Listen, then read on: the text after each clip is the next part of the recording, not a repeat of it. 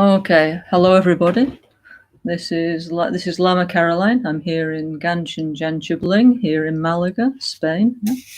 So now we're going to continue with the explanation of NgalSo Tantric Self-Healing 2, one of the most important teachings given by our precious master, Lama Genshin Rinpoche.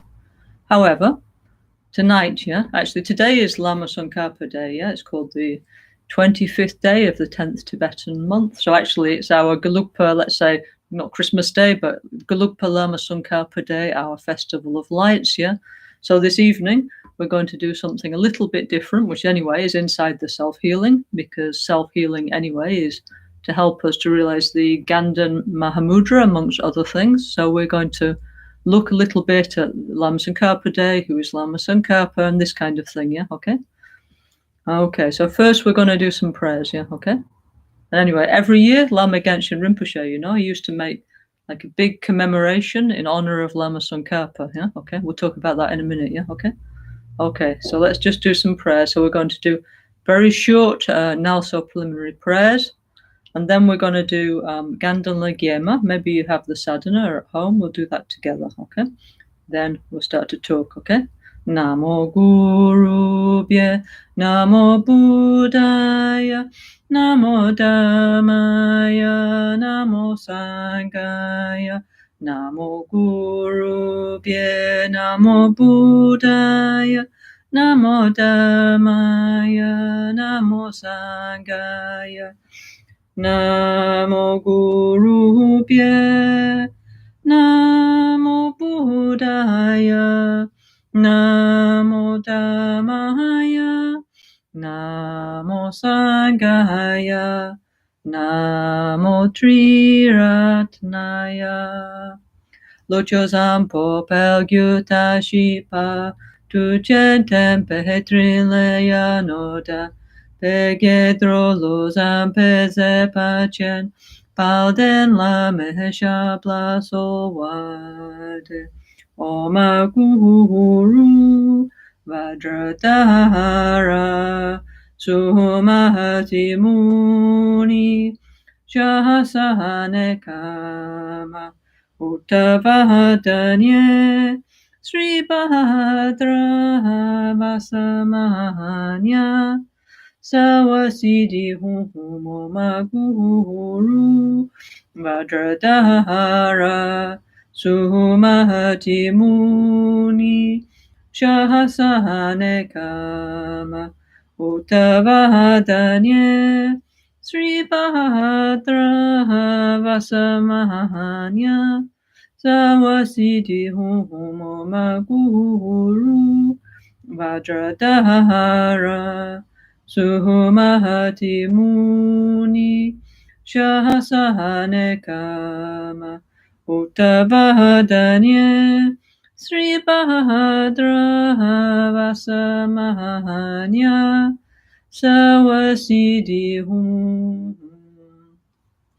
Pakya ke kudan dagilu, pakya ke sundan dagina, pakya ke tudan dagi, danyamachi tu jingilo, makya ke kudan dagilu, makya ke sundan dagina, makya ke tudan dagi, Danyamachi tu jingilo.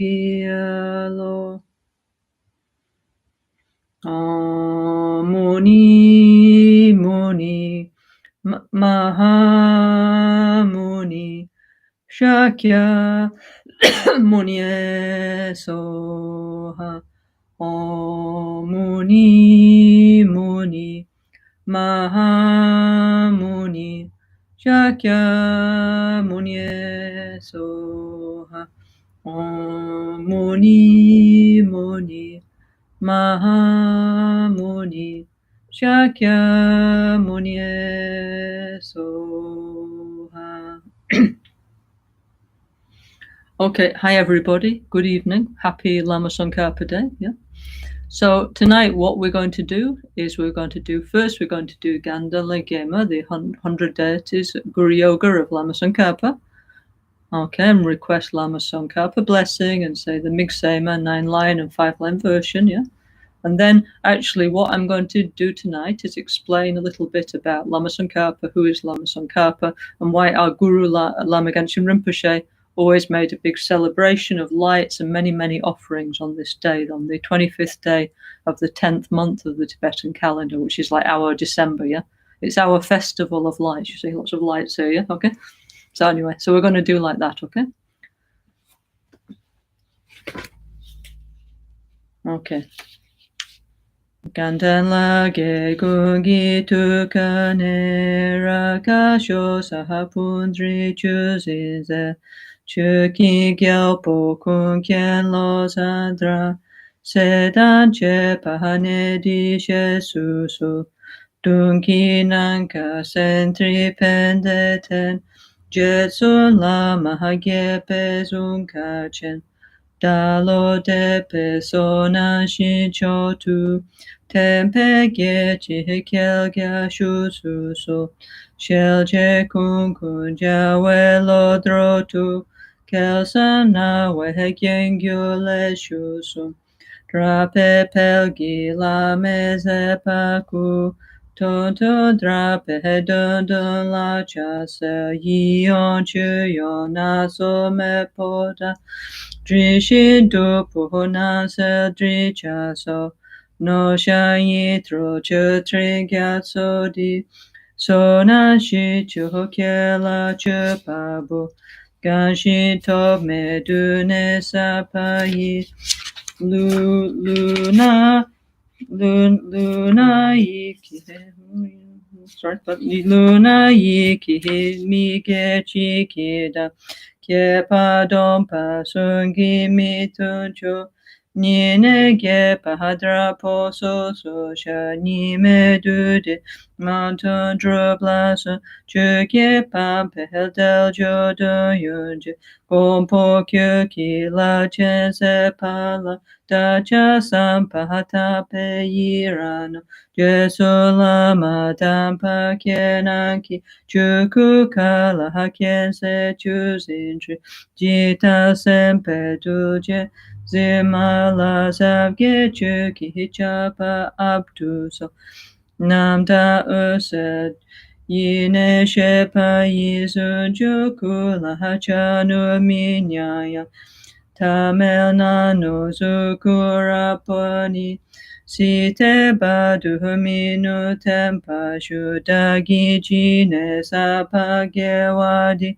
Tentandro wahakula gampeda Kepa jetsu lozandrapayi Tempe nimpuri du sewesho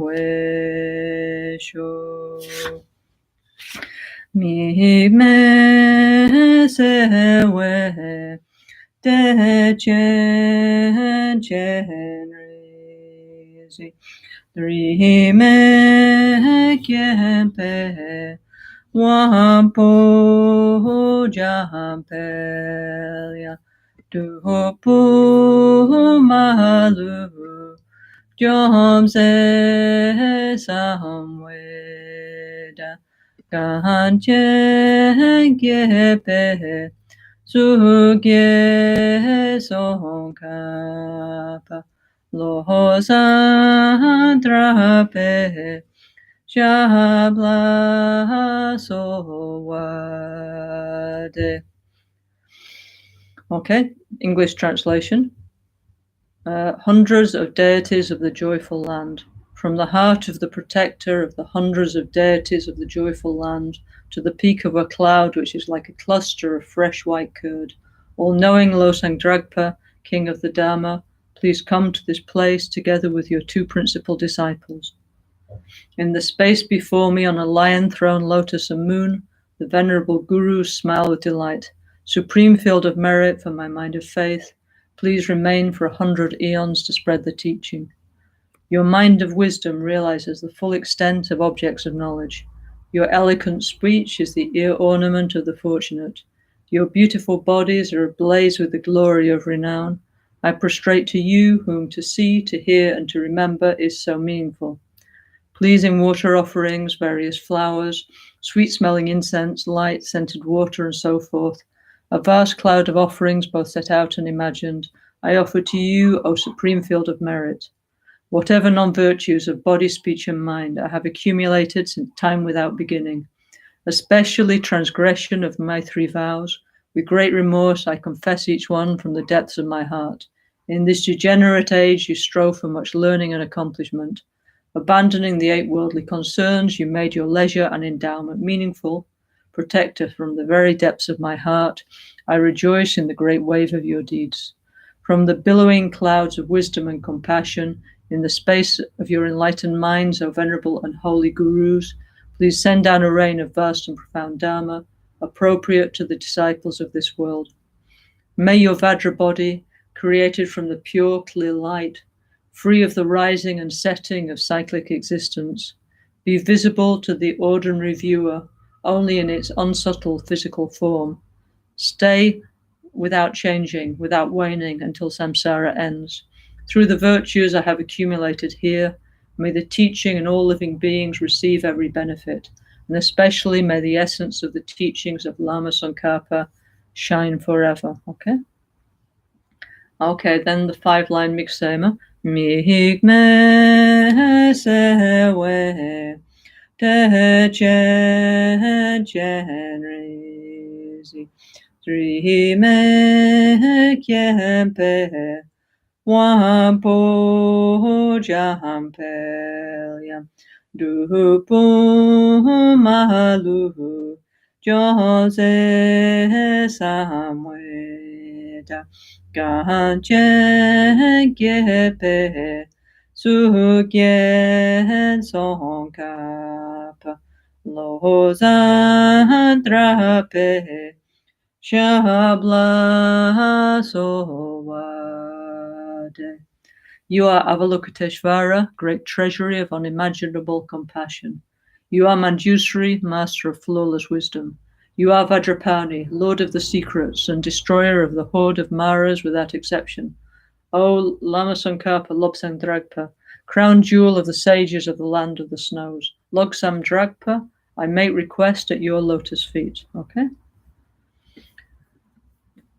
Okay, so anyway, happy Lama Tsongkhapa Day, to all of us, This is this is our Gelugpa Buddhist Christmas, let's say, It's actually the day commemorating Lama Tsongkhapa, the founder of our Gelugpa traditions, Parinirvana Day, Actually, it's the day we consider he achieved enlightenment in the form of Guhya Samadhi, And so for the past 600 years, we always we make our tradition, we always offer lights and commemorate this special day, So, our guru, Lama Gangchen Rinpoche. Now, every year on Lama Tsongkhapa Day, you make us go to the Gompa and we do Guru Puja, Lama Sherpa Sog.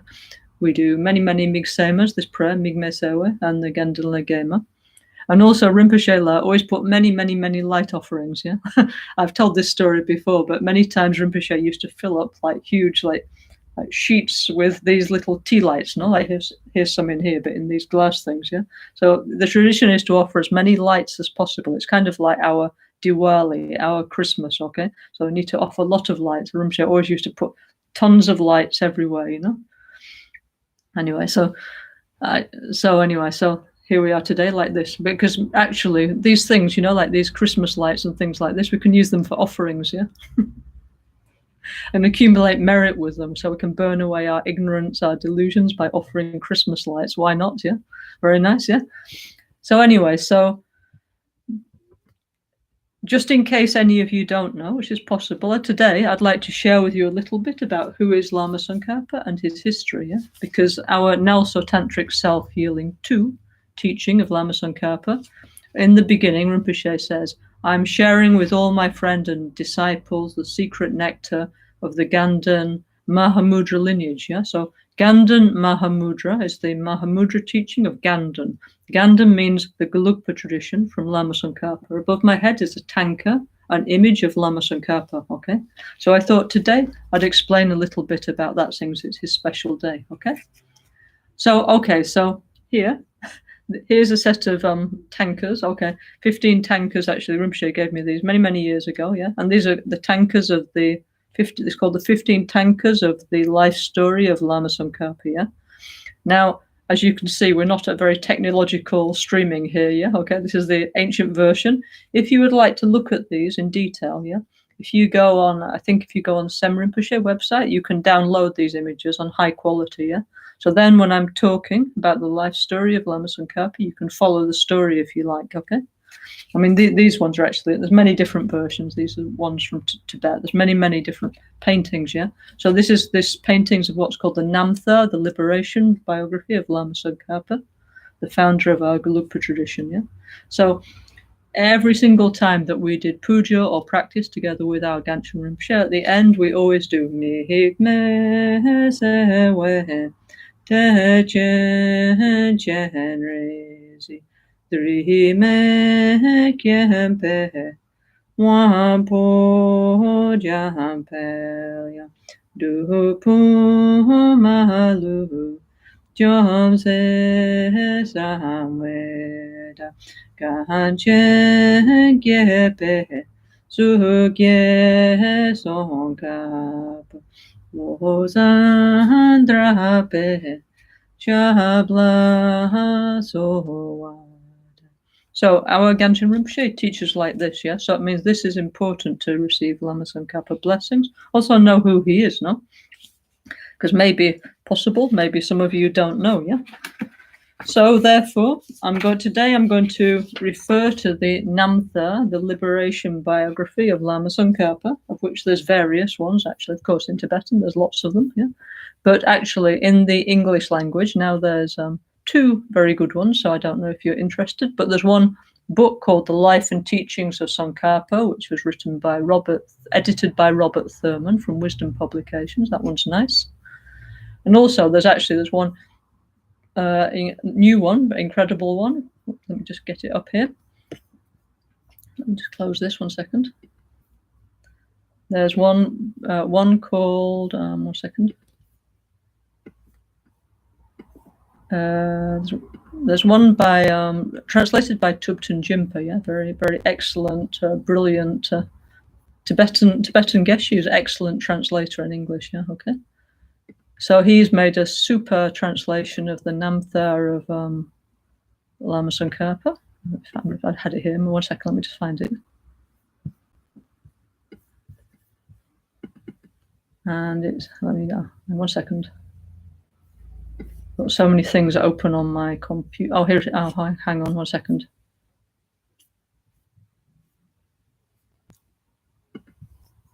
Anyway, so there's two. Anyway, when I get it, I'll tell you. Yeah. So anyway, there's two excellent ones if you're interested to buy a copy yourself. Possible, no? So anyway, so Lama Tsongkhapa is the founder of our Gelugpa tradition. Yeah. So he's considered actually one of the greatest philosophers of Asian history. Yeah. Okay. So of course there's many, no? Like for example, Buddha, Confucius, Lao Tzu, Nagarjuna, yeah. And actually Lama Tsongkhapa is up there listed amongst the greatest philosophers of Asia, of the world, actually, yeah. Incredible mind, yeah. Really had, because most people, okay, occasionally there's like great spiritual masters who arise in this world, but the rest of us, we just try and do our best and follow them and emulate. But Lama Tsongkhapa had an incredible, unique view, actually, about the nature of reality, yeah. And his special view is what actually became later, his thoughts and experience is what we base what we call our Gelugpa tradition on, yeah. So Gelugpa actually means the virtuous school, yeah, but Lama Michel was saying originally it meant like the joyful school, yeah, okay. So anyway, so our tradition, yeah, which are supposedly, they call them the yellow hat tradition, okay. I found my book now, okay. So there's another super translation of the Namtha of Lama Tsongkhapa, if you're interested. It's called Tsongkhapa, a Buddha in the Land of the Snows, which is translated by this excellent translator, Tubten Jimpa, and it's from the Lives of the Masters series. Yeah, so I'm going to refer mainly to that one, okay? And so if you want to look at the pictures, the 15 tankers, you can download them off Sem Rinpoche's site, yeah? And anyway, I'm going to refer in more detail, yeah, because actually this I've taught several times, actually, the life story of Lama Tsongkhapa over the years in Albaniano. But I thought today maybe we'd go in more detail. Yeah. Okay. Okay. It was also actually now. Maybe now everything makes more sense gradually. You know, as we get older, as we understand better the practice. Yeah. Then I think all these things mean more to us than when we first came in contact with these things. Yeah. Okay. So anyway, so Lama Tsongkhapa. Okay, he was born actually in October in our calendar in 1358. Okay, yeah. He was born in when Venus was rising in the sky. Yeah, and he was born actually in the time of the Yuan dynasty of China. Okay, yeah. So this was this time. Yeah. Okay, the Pagmo Drugpa were in control of Tibet, yeah. And Tsongkhapa was born. Tsongkhapa, his name means actually the man from the land of the onions, yeah. Tsongkha means this, yeah. Okay, so it's one region from Amdo, yeah, northeast Tibet, yeah. So many of you have been together with Rinpoche to Amdo and visited like the very important monasteries there. Okay. So anyway, so Lama Tsongkhapa, yeah. He was born, and actually he was the fourth of 6 children, yeah, okay, born to one Tibetan family, yeah. So I need to show you the pictures, yeah. So this is what these pictures, yeah, these tankas, these are like illustrated histories of the life of Tsongkhapa. So actually it starts, this is Lama Tsongkhapa, yeah, like above me, the tanka, excuse me for the reflection, yeah, but it starts down here and goes around clockwise, yeah. So if you download the pictures and then you can follow, it's easier, yeah.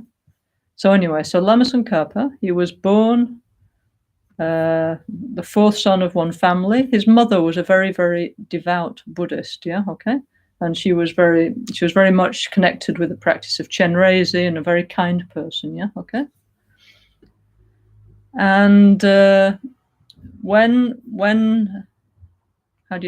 he was in his mother's womb, both his mother and his father received special signs, yeah, okay?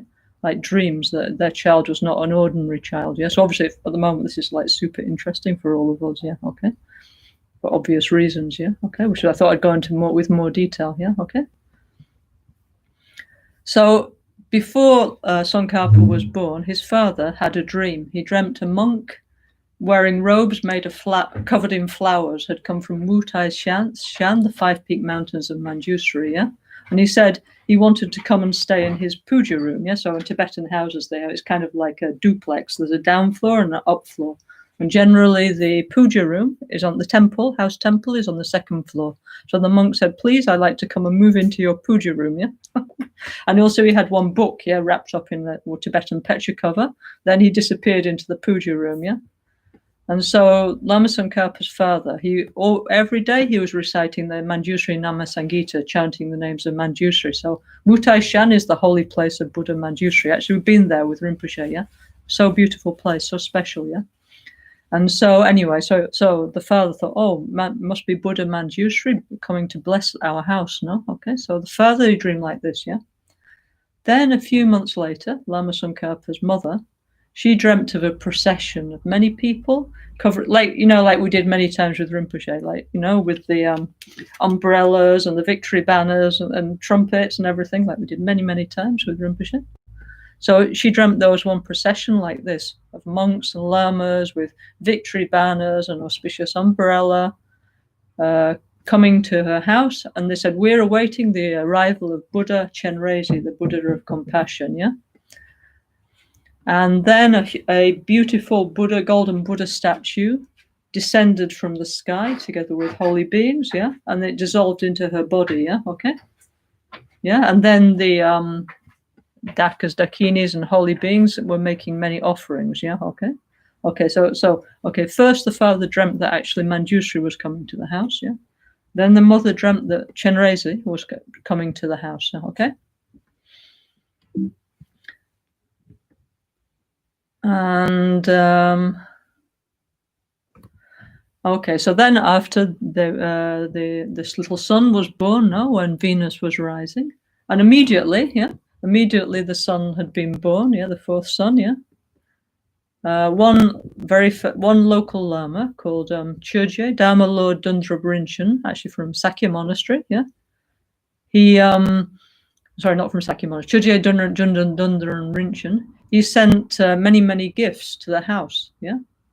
And the father said, "Why are you sending this to our house? What's happening?" And the Lama said, "Oh, actually, you know, I'm since many years I'm practicing Yamantaka, yeah." And he says, "These days I had a dream, yeah, and I was praying to Guru Buddha Yamantaka, yeah, and I was saying, please show your face to me, yeah." So then Yamantaka turned his face towards the direction where the family's house was, and he said, "Tomorrow you can go and meet me there." So I said, "See you tomorrow, yeah." So anyway, so this Lama came with many gifts to the family, obviously, you know. And okay, so there were these three auspicious signs that before the birth and at the time of birth of Lama Tsongkhapa, yeah, okay. Then the people in the Middle Ages in Tibet were not born at a hospital; they were born at home, no. So then the afterbirth of the little boy, no, Tsongkhapa's father, he took it and he buried it in the ground near the house. And it says from there grew a white sandalwood tree, yeah?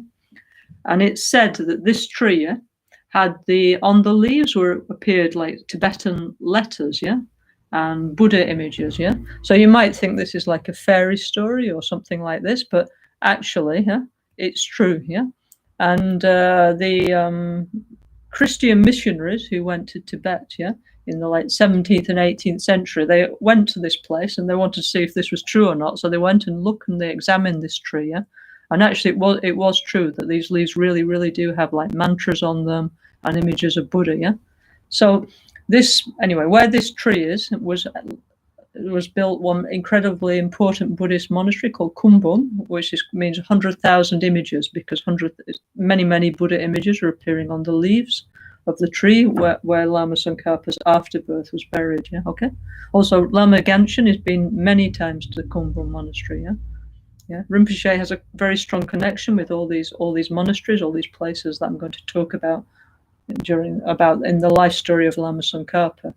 And one reason why I want to talk about Lama Tsongkhapa's life story is I think also you see many things about what Rinpoche was showing us, why we're doing certain things. And from this, we can learn many things about what Rinpoche was doing. Rinpoche never say like directly, but you can see how closely what Rinpoche was showing was very much similar to Lama Tsongkhapa, okay?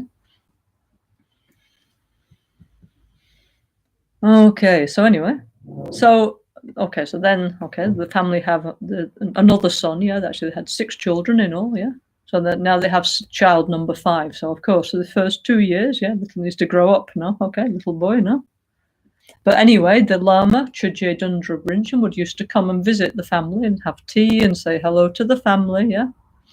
And then slowly or quickly start to let's say, to teach something of the Dharma to the little boy, yeah? Okay?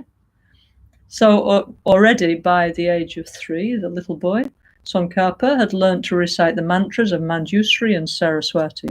We know, no? Our Rinpoche teaches very often. And in Albania, no? We have a most beautiful statue, a sandalwood statue of Saraswati. Yeah? Okay, so for the first 3 years was like that. The Lama was just coming round and having tea and having dinner and singing mantras with all the children, yeah, like Om Mani Padme Hum, Om Mani Padme Hum, and so on, yeah. Then when the little boy turned 3, during one of these frequent visits, the Lama brought with him not just a small present, but he brought with him yaks, horses, and sheep, like a herd of animals, yeah, of farm animals, as well as many other gifts, yeah. So he said, please, I would like to take the little boy to the monastery. Please let me be his guardian, yeah, okay.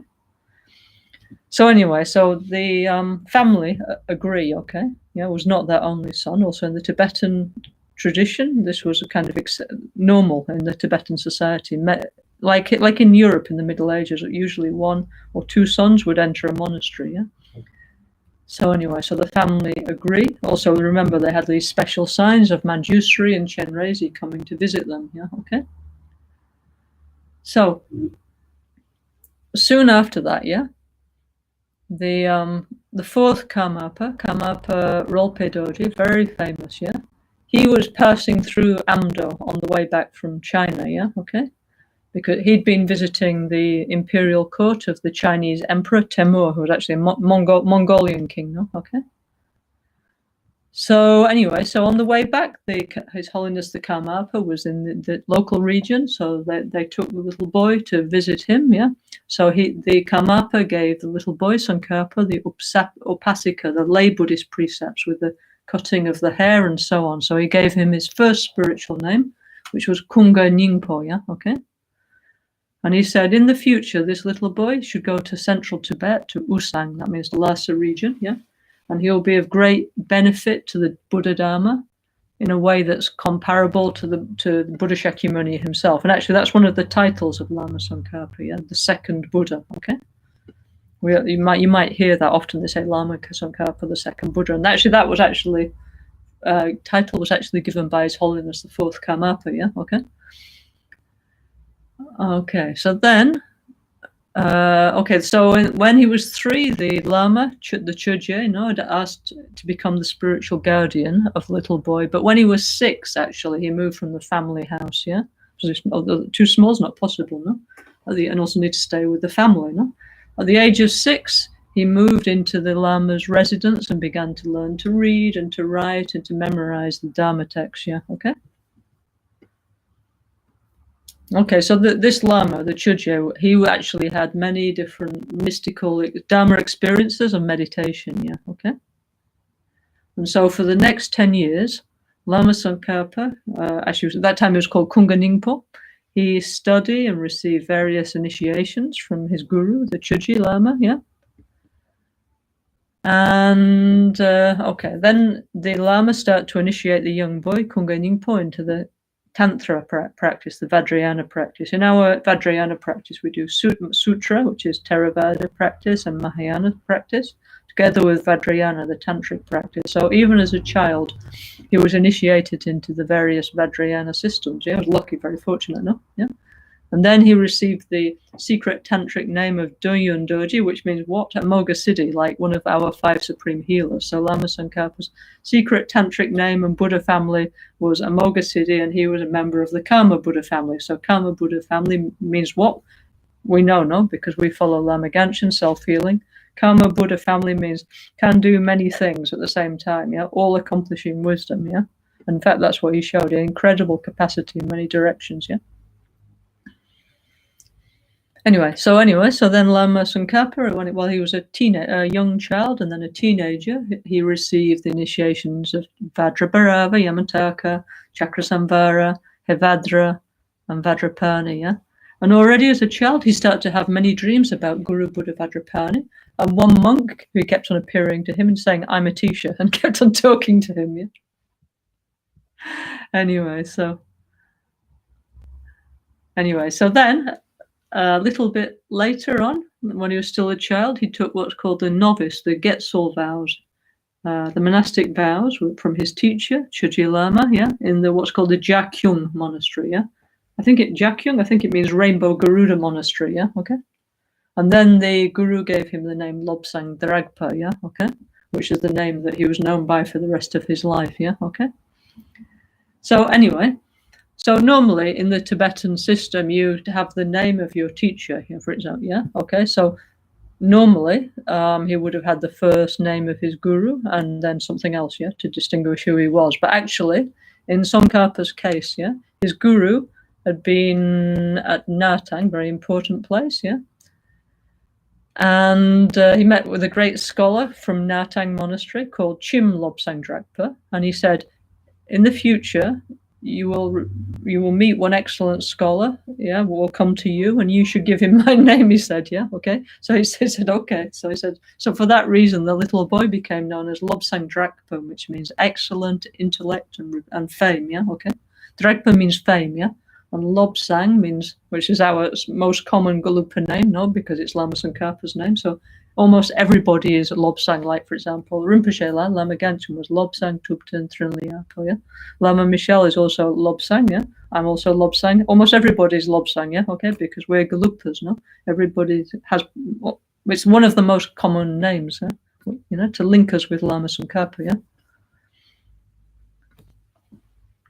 So for all his childhood, he stayed together with Chuji Lama, yeah, okay. And until the age of 16, when actually this Lobsang Drakpa had mastered much of what Chuji Lama could teach him, yeah, okay.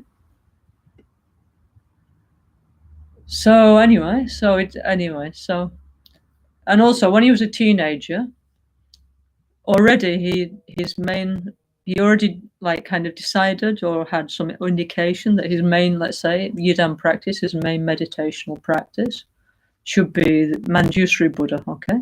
And it says already, as when he was a teenager, he'd already recited the mantra of Manjusri, Omarapasanadi, 100 million times, yeah? So in the Middle Ages, people were a lot tougher than us. Can you imagine if somebody said, even if somebody said recite 10 million times the mantra of Lama Tsongkhapa, of Manjusri, we'd kind of faint, no? But spontaneously, you recite 100 million times, yeah? Omarapasanadi, yeah, okay?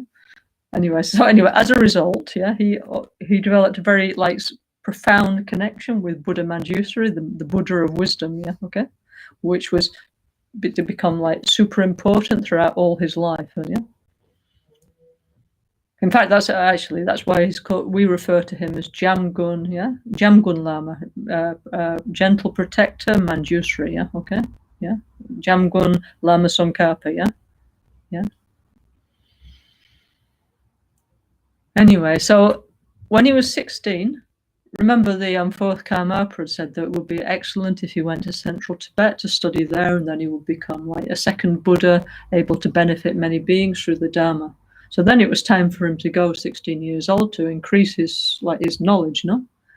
So then he was leaving, yeah? So then his guru, Chuji Lama, said, okay, I'll give you any teaching you like, yeah, before you go. So then Lobsang Drakpa said, please, I would like to receive some advice that will benefit my heart, yeah, okay.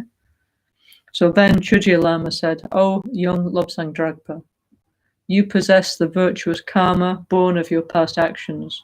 It's sure you bear the imprints of your past experience, of having tasted already the sweet nectar of the sublime Dharma, yeah? Okay, so he composed one verse for him, yeah? Okay. And so then they made one sog offering, nowadays we do Lama Chirpa, okay? It's actually before Lama Chirpa, but anyway, they did one sog offering, yeah? And, 1 second here. Anyway, so on the when they were departing, when Lobsang Drakpa was departing, his guru, they did a sog offering, went offer a mandala. And I don't know if you've ever noticed our monks, like our monks in Albaniano, for example, when they do the mandala offering, like the elaborate one, then they throw some of the grains of rice in the air. So as the Chuji Lama threw the rice into the air, there appeared patterns like shining jewels, yeah, okay, which was an auspicious sign, yeah. For us in our Ganden tradition, we're always looking for signs of auspiciousness, like Lama Ganshan. Everything he did was based on Tendro, on dependent arising, on auspicious signs, yeah, okay. So anyway, so there appeared this auspicious sign, yeah, like jewels, yeah, okay.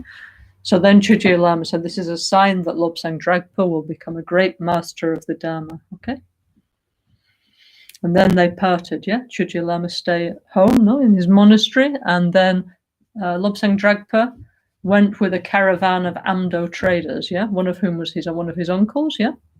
And they were going to take him to he was traveling with them, they were going to central Tibet, yeah, okay. Okay, so they set off, and so when we say journey to central Tibet, it's not like these days, get on a plane and in 3 hours you're there. No, this journey took a year, yeah, okay, because going by yak it would be like crossing the whole of Europe, yeah, from the most extreme west to east, yeah, okay, well actually east to west, yeah, okay, on a cow, yeah, so it took a really long time, yeah, okay, 1 year, yeah. Okay, so anyway, so this is the first tanker is this. Oh, actually, the first tanker I didn't show you. This is actually from what's called Lama Tsongkhapa's secret biography. Yeah. So there's two main biographies of Lama Tsongkhapa. One is actually we have to do this for our Lama Ganshan as well. Yeah, make the official biography. And then we have something called a secret biography. And why it's secret is because it's talking about the more mystical kind of experience, yeah? That maybe for some people is a little actually it's true, yeah, but for some people it's a little difficult to accept. So that's why it's called secret, even though, of course, you can read it if you want, no? Actually, also Lama Tsongkhapa's secret biography is available, by the way, yeah? Anyway, this first one is actually talking about his past incarnations, like many, many lifetimes ago when he was a bodhisattva, yeah, and the promises he took and so on, yeah. Sorry, I forgot to tell you about this one, yeah. Maybe we'll refer to this one later, yeah, okay. And how actually in the time of Buddha Shakyamuni, he was one Brahmin, and he was actually, his guru was Manjusri, and so on and so on. Yes, the first tanka of the Namtha of Lama Tsongkhapa is this, okay. Okay, and the second one that we were talking about was his early life, yeah, okay. Don't know if you can see. Yeah, first I can see there's Yamantaka. This is this story of the guru. His guru had a vision, had a dream of Yamantaka turning towards the family house, saying, "I'll see you tomorrow in that house," and so on. Yeah. Okay. Let me just find my guide to the tankas. 1 second.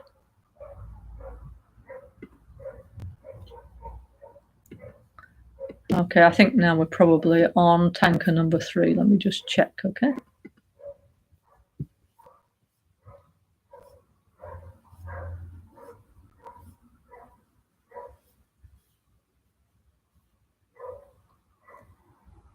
Oh yes, okay. Oh yes, so okay, so on the way, yeah. One thing I forgot to tell you. There's so many interesting things about Lama. These things we never talk about much, but actually, and generally we think, oh, like in the other traditions of the Vajrayana Buddhism, they have all these mystics and things like that, yeah. But our Lama Tsongkhapa was really super interesting, highly realized, enlightened being with many, many incredible experiences, which I thought maybe it was time to know more about, to be honest, yeah. Okay. So anyway, so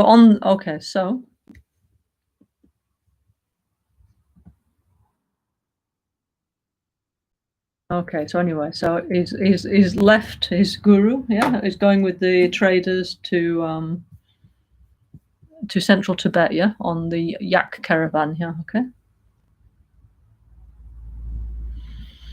Okay, so actually on the way, yeah, okay. So actually, Lama Tsongkhapa every day was reciting the Manjusri Nama Sangita, which actually is nowadays still very important, yeah. For example, Lama Michel, he was telling me that when he was young in the monastery, it's something that they had to recite like every day, yeah, when he was young, yeah. Very important, profound text, yeah, yeah. And in there actually is many, many indications of the tantric nature of Manjusri, like there is Yamantaka and so on, yeah. So anyway, on the way every day, Lobsang Drapa was reciting the names of Manjusri on the way, sitting on the yak, yeah. And on the way, actually, one day he was sat on his yak, and he had a vision in the sky of Mahakala, yeah, the wrathful, protective aspect of Buddha Chenrezig, and also the 16 arhats, yeah. The 16 arhats are historical Buddha disciples of Buddha Shakyamuni, who the Buddha said, you need to stay, yeah? I'm going to pass into parinirvana, but you 16, you need to stay and safeguard the Buddhist teachings, yeah? So they all took, because they're arhats, yeah? They have like special powers, yeah? So they vowed not to die, basically, yeah? And for as long as the Buddhist teachings remain. So even now they remain in various parts of the world. One of them actually lives in the West, yeah? 15 of them live in Asia and one of them lives in the West, but we just don't know his address at the moment, yeah? But anyway, there's 16 of them, yeah? So anyway, so Lama Tsongkhapa, he had a vision of the 16 arhats, okay, on the way, okay. Let's have a look. I think that's on the bottom of this one. Yes, that's on the bottom. I don't know if you can see, yeah. But all this is illustrated on these tankers. That's there, yeah. I don't know if you can see. Like there's I mean there. I don't know if you see. There's Mahakala and there's the 16 arhats, okay. Okay, now on to tanker number 3, yeah. Okay, so this number 3 is talking about, okay, when he gets to central Tibet, what happens, yeah, okay. So, okay, so first, okay, so, okay, where he had the vision of the 16 arhats is the Chantangs. Chantang is like some kind of northern desert of Tibet, yeah, like very, very, very tough place where the caravan convoys used to go through, yeah. And at a place where the Mekong River intersected the Nomchu River is where he had the vision of Mahakala and the 16 arhats, yeah. So actually, this is like in Borobudur, you know. Many of these sacred places, they're places where two rivers meet, yeah. Why actually this came actually from, maybe because A, it's true, but B, also in the Hindu tradition, they say that's a crossing place where the boundary between the reality is very thin, yeah, where it's easy to see the sacred, the transcendental. So at this place where the Mekong and Nomchu rivers were meeting, the young Tsongkhapa had this vision of Mahakala and a very powerful dream, like not just a dream, like a vision of the 16 arhats, yeah. So then Lobsang Drakpa said, in the future, one monastery will be built there, yeah. And actually, nowadays, this monastery is called Jampaling, yeah. And actually, Lama Ganchen's been there like numerous times, yeah. Very important in our tradition, yeah. Okay. So it takes them 1 year riding on cows, on yaks, okay, furry cows, yeah. To go from Amdo all the way to central Tibet. So we definitely shouldn't complain about modern traveling, yeah, even if now it's a little bit inconvenient with the pandemic or whatever. Being inconvenienced for 1 or 2 days is nothing, yeah. Okay, so anyway, so 1 year later, they arrived in central Tibet, yeah, which is around the Lhasa. Central Tibet actually is U and Sang, yeah. U is around Lhasa area and Sang is around Shigatse area. And our Tashilumpo monastery and our Ganshin monastery is in Sang district, okay? Actually, it's more to the west, yeah, okay? Anyway, finally, they arrive in central Tibet, yeah? And they arrived at the famous monastery called Drigung Kagyu. Because remember, in these days, we didn't have a Gelugpa tradition. It was the Kagyupa tradition, the Sakya tradition, and the Nyingmapa tradition. And Lama Tsongkhapa was a student of all these very important, profound traditions of Tibet, yeah, okay? So he arrived at the Drikung Til monastery, yeah? And, okay, this is like 75 miles northeast, on the east side of Lhasa, yeah, okay? And there he received many important teachings, including the ceremony of generating bodhicitta. Now, I don't know if all of you remember, or maybe many of you weren't there, but 2 or 3 years ago in Borobudur with Lama Ganchen Rinpoche, we did this ceremony of generating bodhicitta. Actually, why? Because Lama Michel, he really, really wanted to do it, so he requested to Rinpoche La, and Rinpoche said yes, then we all got to do it, yeah? So we all had to we all had to offer something as a basis for the generation of bodhicitta, yeah? Like, for example, I don't know, like our life's work or something. We had to offer something which would be the basis for our future generation of bodhicitta and to really become a bodhisattva, yeah? Very beautiful, yeah? So Lama Tsongkhapa learned this ritual there, yeah? So what I'm trying to explain is that all these rituals that Rinpoche teaches and so on, actually they're from Lama Tsongkhapa's time, yeah? And Rinpoche, without saying much here, as usual, he just introduces us to these incredible, profound practices of our Ganda Nyingu tradition. So if we listen to the story, I'm sure we'll recognize many, many things, yeah, okay? So anyway, so in this Drigun Til monastery, Lama Tsongkhapa, he received the 5 branch Mahamudra and the famous 6 yoga of Naropa, which actually is the most important practices of the Kagyupa school, yeah, of Vajrayana Buddhism, yeah? And actually, when Lama Tsongkhapa got older, he wrote a very beautiful commentary on the 6 yogas of Naropa, which I think is called the 3 certainties in English, yeah? And actually, our Lama Ganchen, when he was Panchen Zampo Tashi, more about that later, he also wrote a very, very beautiful commentary on the 6 yogas of Naropa, which we intend to publish soon through the Lama Ganchen Peace publication in Albaniano, yeah? Okay? Also, anyway, I'll talk about this later, but Panchen Zampo Tashi was the spiritual grandson of Tsongkhapa, actually, yeah? Okay? Like 2nd generation of disciple of Lama Tsongkhapa, like very close to the beginning of our Gelugpa tradition. Yeah?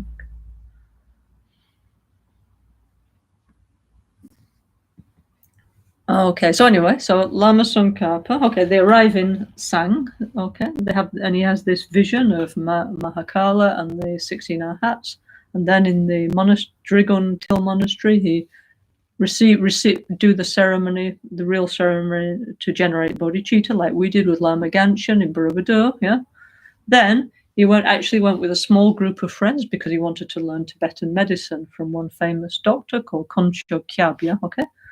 So the Dharma is many things, okay. It's not just meditation, yeah. Like our Lama Ganshan was showing more of this side of the Gelugpa tradition, but Lama Tsongkhapa himself, he went to study Ayurveda, okay. So he studied the principal texts on Ayurveda, yeah, that have been translated into Tibetan, yeah. And it says this was always useful for him, and he was like Rinpoche, no, always able to heal the people around him, give good advice of diet and medicine, and also when he himself was a yogi meditating, he was able to cure himself of many different sickness and discomfort in this way, yeah. Which is why our Lama Ganshan, who teaches self-healing, he recommended that we all, try and learn something of the Ayurvedic, what we now call Himalayan medicine tradition, which is why we have this book, yeah, A Rainbow of Healing Nectars by Lama Ganshan, yeah. You can get this from our online shop. If you look on ngalso.org, yeah, if you like, you can get a copy of this beautiful book. If you like to really know how to heal yourself with just what's around you, with the food in your kitchen, and making peace with the environment and so on, you can do through this. Very useful, yeah, okay. Well, very incredibly useful, actually. Okay, so anyway, so he went to study medicine, yeah. But then he thought, actually, I just have to go back to, trying to find the ultimate nature of reality, yeah, okay. So then he decided to go back to the monastery, okay. So he went to one very important Kadampa monastery called Nyetang Monastery, okay. So the Kadampa tradition is the tradition, Kadam means holy words of the Buddha in Tibetan. So it's the tradition of Lord Atisha, Jowo Atisha. Atisha is the great Indian master who was the abbot of, I think, Vikramshila monastery, I think, yeah? Or was it Nalanda? Anyway, one of those famous Indian monasteries. And he had received all kinds of teachings, and he was the abbot, but still didn't feel as though his path was complete. And then he heard in Indonesia, in the Serling, in the Golden Islands, there was one guru who really had realized bodhicitta. So he went on a 13-month sea voyage together with about 100 friends, like Rinpoche when we traveled, like 100 friends together. They went to Indonesia, and he spent 12 years there, learning the traditions of bodhicitta, okay, from Guru Salingpa and many other incredible things, yeah. Then he came back to North India, and then the Tibetan king, Jangchub and Yeshye the king and nephew, they invite him to Tibet, yeah. You know the story, no? The king, he sent lots and lots of gold to the monastery, not because Natisha needed it, but because that was the done thing in those days, yeah, okay, to create a positive interdependence. On the way, the king was kidnapped, yeah, okay. He was traveling around, and one warlord captured him, yeah.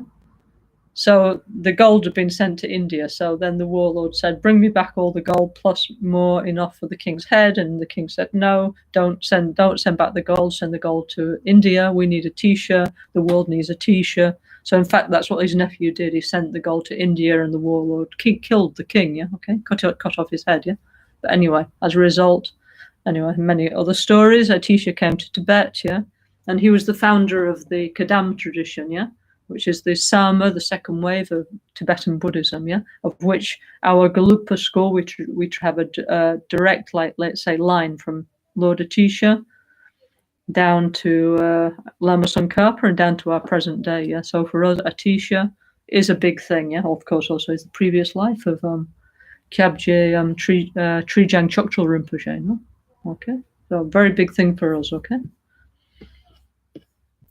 Anyway, so Lobsang Dragpa in 1380 or something, he goes to the very important Kadampa monastery Nyetang, yeah, near Lhasa, yeah, okay. And we know where this is because we've been there lots of times with Rinpoche La. Yeah, it's where the Tara, it's near where the Tara temple is. Yeah, so this Tara temple is when the Tibetans invited Atisha. Yeah, they went to India, and Atisha's Yidam, his meditational deity, was Tara.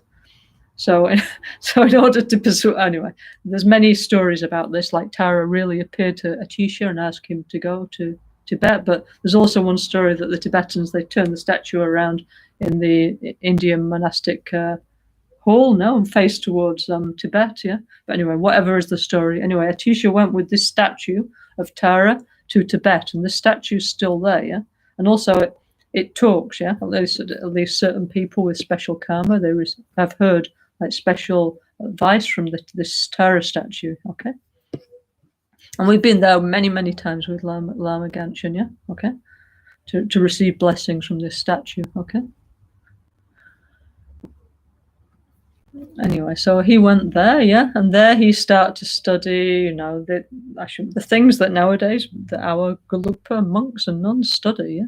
And that's why they study is because what he studied. So he studied the perfection of wisdom, which is about the nature of reality, yeah, and the Abhisamaya Alamkara, which is a beautiful explanation of the spiritual path, yeah, from Buddha Maitreya, very beautiful, yeah. It's kind of commentary to the perfection of wisdom, and he studied Abhidharma, which is actually Buddhist psychology, and ethics, the Vinaya. Okay, he studied like 4 things, yeah. Okay, actually nowadays in our Gelugpa monastery, not in Albaniano at the moment anyway, in our Gelugpa monasteries, yeah, around the world, yeah, and nunneries and so on, they actually study 5 subjects, yeah, okay.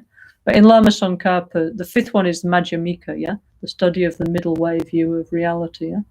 But in Lama Tsongkhapa's time, this wasn't so common, yeah. It was actually Lama Tsongkhapa that, let's say, inserted that into our curriculum, as you'll see later, yeah. This is why each tradition is perfect, okay? Nyingmapa's perfect, Sakya's perfect, Kagyupa's perfect, yeah? Gelugpa is perfect, yeah? All wonderful, all paths to enlightenment, yeah? But of course, each one has a little different way, no? Based on like the ideas of their founders, yeah? So anyway, so one of Lama Tsongkhapa's big thing was the Madhyamika, the middle way view of reality, based on the great Indian masters like Nagarjuna, Chandrakirti, and others. Yeah, okay. So Lama Tsongkhapa, this let's say sort of like in terms of his sutra teachings, he really, really, really emphasized that. So which is why nowadays this is really, really an important part of our Gelugpa studies. Okay, yeah, that's what Lama Gangchen called it, space training. Yeah, okay. Who knows, maybe later we might see in more detail what that is, you know, okay, but anyway, super important, yeah, later on in the Namtha we'll talk more about it, okay. Anyway, so when he's a teenager, no, now he left when he was 16, okay, to central Tibet. Now remember it took him 1 year to travel there, so now he's like 17, yeah. So then he started to study all these super interesting things like philosophy and Abhisamaya Alankara and Prajnaparamita and all these kind of things, yeah. And anyway, so very quickly, because he's blessed by Madhusri, he understood these teachings, yeah, okay. And also, when he was like a teenager, yeah, he was 2 years in this Kadampa monastery, in this Netang monastery. And in the local hermitage, that means up on the mountain, yeah, like hot little retreat house, there was one Lama called Lama Dampa Sonam, yeah, who was a very important Sakya master, yeah. Yeah, Sakya is actually, it's like 80 kilometers west of Tashi Lumpur. So it's, I don't know, maybe like 50 kilometers or something from Ganshan, yeah? And actually, many of Rinpoche's family are actually Sakya practitioners, yeah, okay? That part of Tibet where our Ganshan monastery is, has a very strong Sakya influence, yeah, okay? Anyway, so Tsongkhapa, he heard there was this very famous Sakya Lama, yeah, Lama Dampa Sonam in the hermitage, yeah.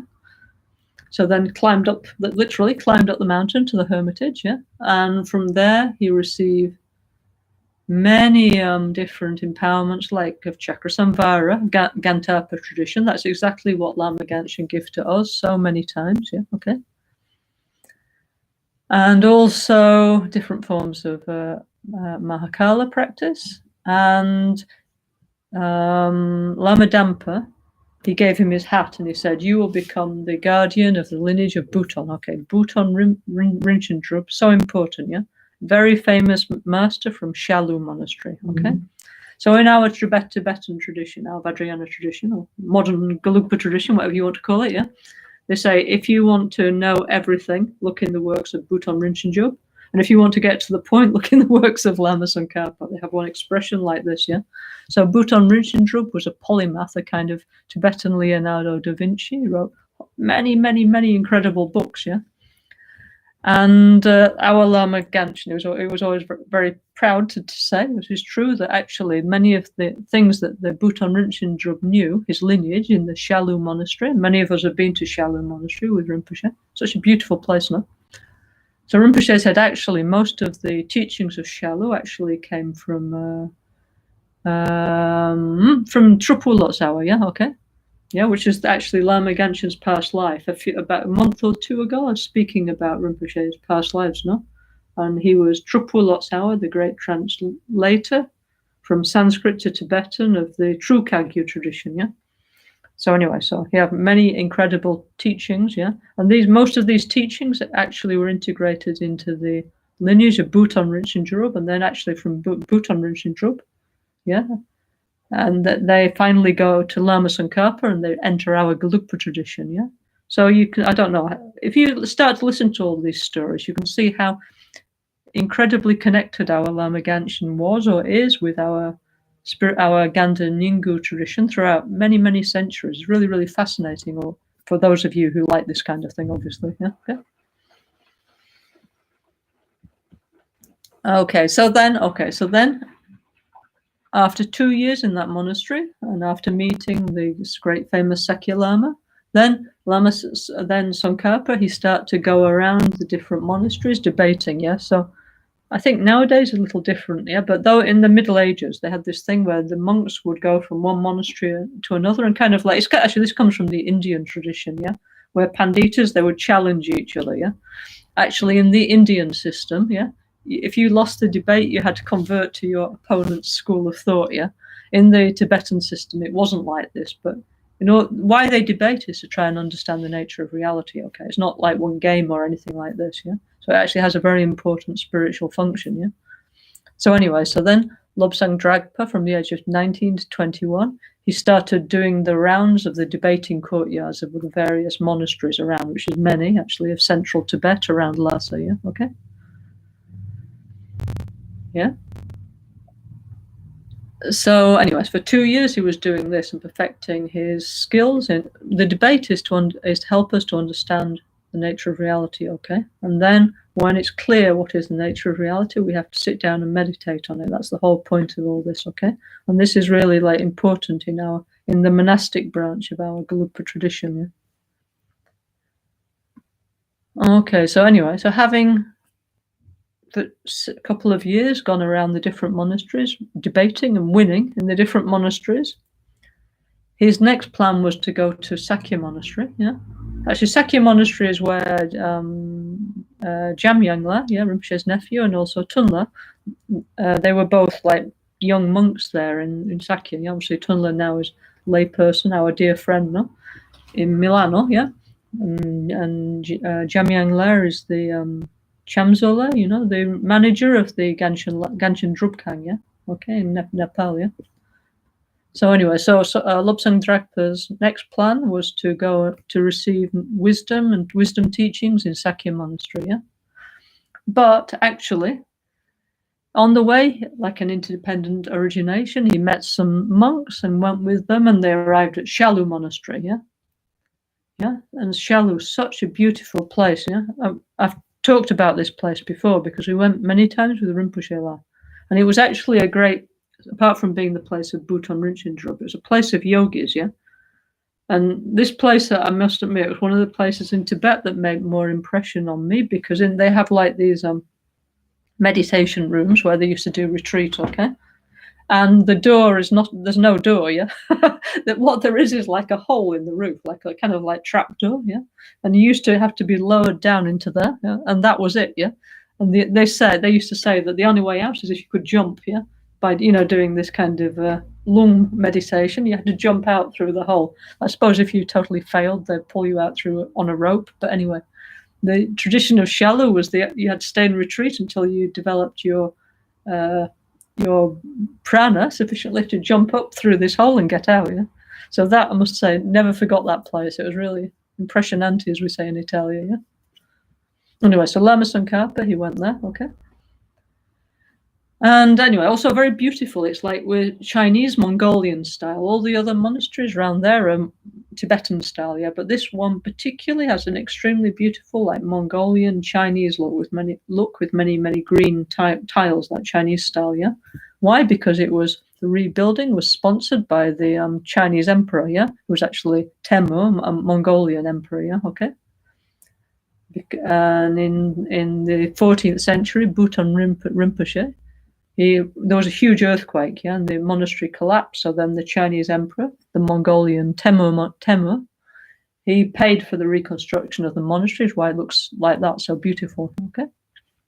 Anyway, so Shalu was the place. Well, anyway, Bhutan Rinpoche, very important, yeah, and also our Lama Gangchen. Actually, we have in process of translating several of Bhutan Rinpoche's works, yeah, which you will gradually see as we bring them out. So our Rinpoche, Lama Gangchen, he wanted us to look in some of the teachings of Bhutan Rinpoche about the Kala Chakra and also for the Trulko and other things, okay? Okay, so anyway, Lama Tsongkhapa, he stayed there and received many different kinds of meditation, especially on the practice of Chakra Samvara. So maybe you're starting to hear this is what Lama Gangchen teaches us, doesn't he? Like in his combined practice, he teaches Guya Samadhya, Haruka, Yamantaka, Kala Chakra. Why? Because these are the main practices of Lama Tsongkhapa, yeah? So Rinpoche, in his very kind way, he introduced us to the core practices of the Gelugpa school without us even knowing, yeah? Okay? Just like, let's do it, and we just look, and then, he really, really kindly introduced us to Lama Tsongkhapa's practice and thought, yeah, okay? Okay, after Shalu, Lama Tsongkhapa, he finally got to Sakya Monastery, yeah, which we've also been many times with Rinpoche La, and there he met Rendawa Shonu Lodro, who had become like after his first guru, Chögyam Lama, who brought him up when he was a child, he would become basically his root guru, okay, his main teacher, okay.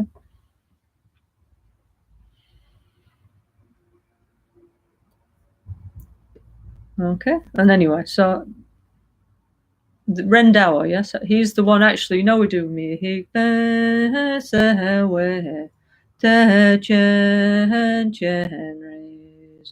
Drime Kempe Wampo Jampeya Dupu Malu Jomse Samweda Kanchen Gepe Suge Tsongkhapa Lohozandrape Shabla Sowade. Okay, this is what we call Migsema, no? Yeah, we have 5-line, and actually we have 100 different versions of this, by the way, just in case you didn't know. And you can do everything with Migsema, yeah? Our monks, yeah? They do all kinds of incredible healing actions and long life things with Migsema, yeah? Anyway, this prayer, Migsema, actually this was written by Lama Tsongkhapa, but it didn't say Lobsang Dragpa, it said, what's his guru's name? Rendawa Lodro, yeah. He said Lama Tsongkhapa wrote this and offered it to his guru, yeah, his root guru Rendawa, yeah. But then Rendawa said, "Oh no, it's not for me. This is for you." So then gradually come this tradition of our Migsema that every single Gelugpa in the world, yeah, this is what every time we think about Lama Tsongkhapa, we use this to connect with the blessings of his holy body, speech, and mind. Okay.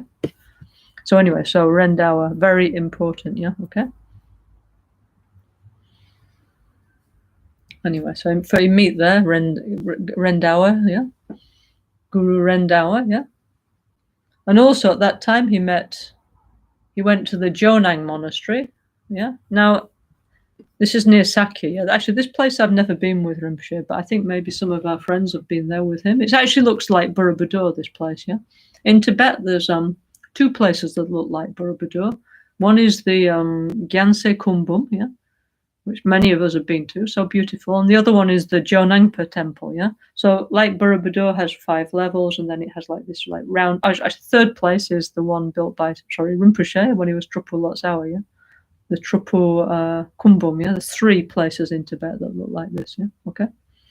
So anyway, so Lama Tsongkhapa went to the Jonang monastery, and there, from the famous master, very famous master, Dolpopa, he received the teachings of Kala Chakra, like very, very important. You know, like for us, Kala Chakra is a big thing, yeah. Why? Because Lama Tsongkhapa, he gained many realizations through this practice, and so since then, the last 600 years, we Gelugpas, we're practicing outer, inner, and alternative Kala Chakra. And as you know, Lama Ganshin really, like for many, many years, he was doing the Kala Chakra festival in Albaniano. So something, okay, for sure there's a lot more to know and to experience, but some kind of feeling we got for Kala Chakra, yeah? It's very popular amongst our NgalSo Sangha, yeah? Anyway. So anyway, when he was young, till he was 25, he was studying, okay, like this, meeting great masters and so on, yeah, okay?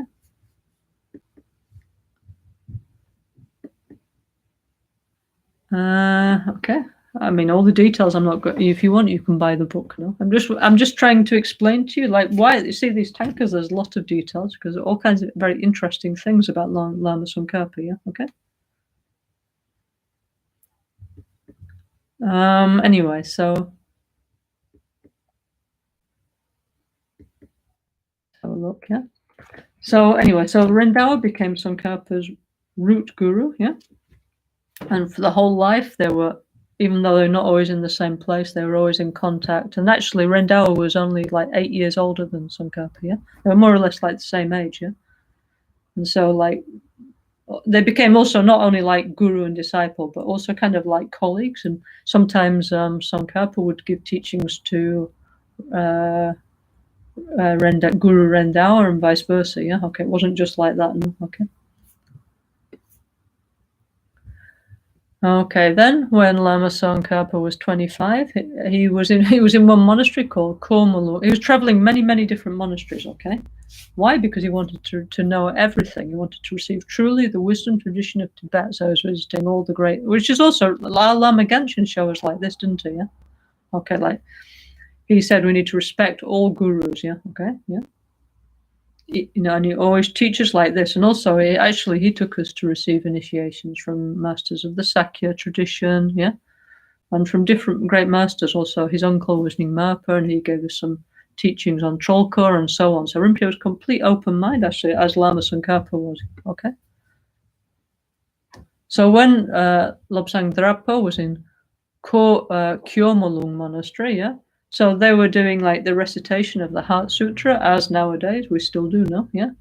But unlike when Lama Tsongkhapa was doing it, he would enter into a profound state of meditation, yeah.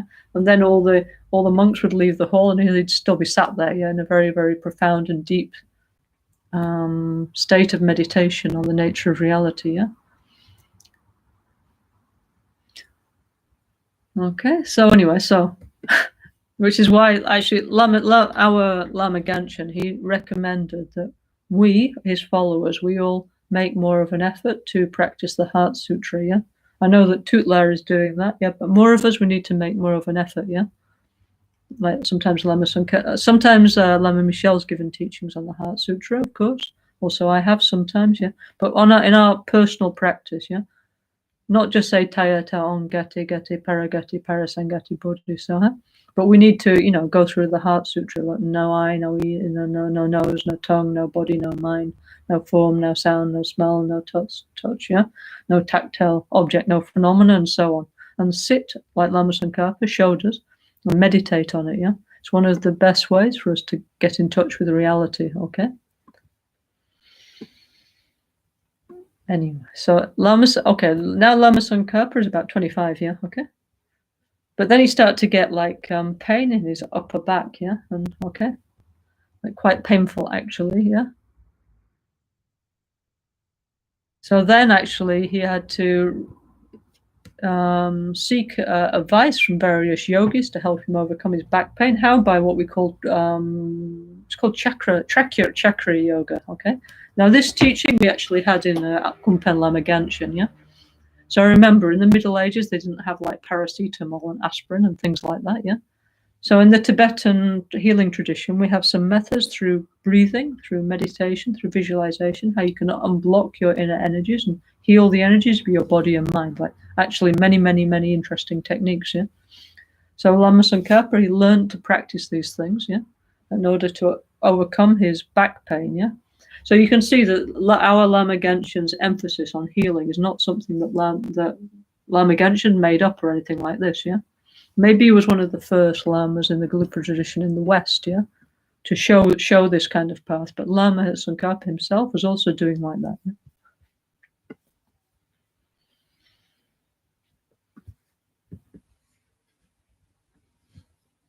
Anyway, okay. So then, Tsongkhapa, he went back to Sakya Monastery and he received the teachings of Hevajra, which we ourselves in Albaniano, we received these initiations during the Vajravali, no? Okay.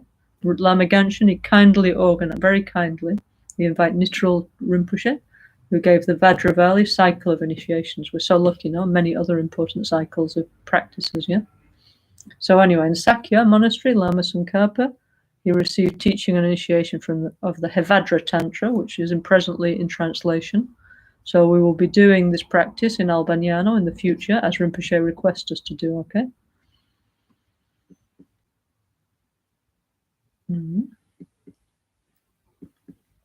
Okay, so then, okay. What else is on this tanker? Let's have a look. Okay, so then Rinpoche, Lama Tsongkhapa, he was about 25 years old, yeah?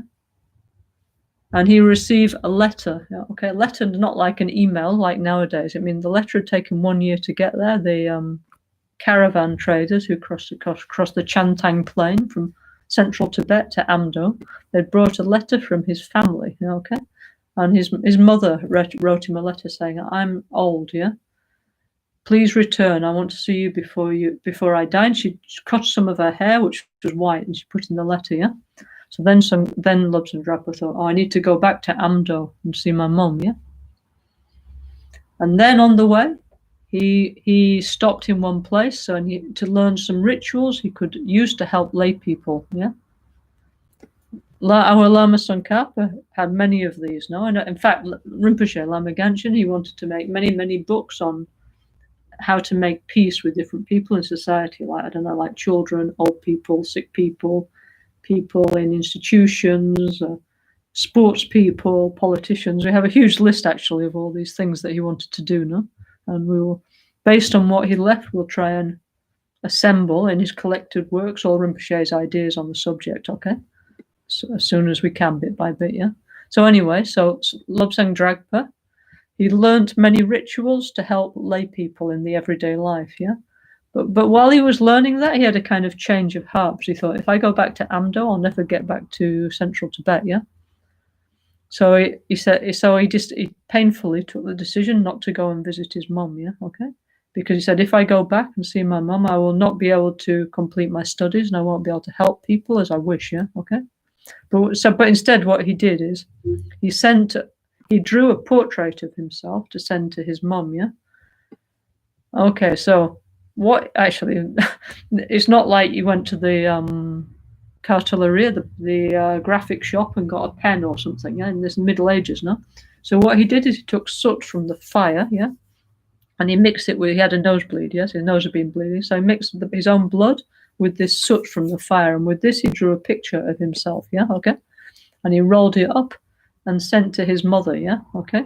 And so this was actually like a kind of magical portrait, because when it was unrolled, it started to speak to his mother, yeah? And this portrait still exists and is kept in Katika monastery in Amdo, yeah, okay, and it's still there and is like the main holy important relic of this monastery in Amdo, okay, yeah. So anyway, so he sent this speaking image of himself back to his mother, yeah, and said, please, and then he gave her some spiritual instruction, yeah, what to do to, like, you know. So she followed his instruction, and then in the end, she found peace in her heart. Okay. Okay. So then. Okay, so next what Tsongkhapa did is he studied the Madhyamika, the middle way teachings, with his guru, Rendawa, yeah. So we might think, oh yeah, of course, everybody does that, yeah, in the Gelugpa tradition, but actually before they didn't, yeah. And this is one of the unique features of the Gelugpa tradition, you know, that Lama Tsongkhapa, he put an incredible emphasis on the works of the Indian Buddhist philosophers and masters like Nagarjuna, Asanga, Chandrakirti, and so on, yeah, okay.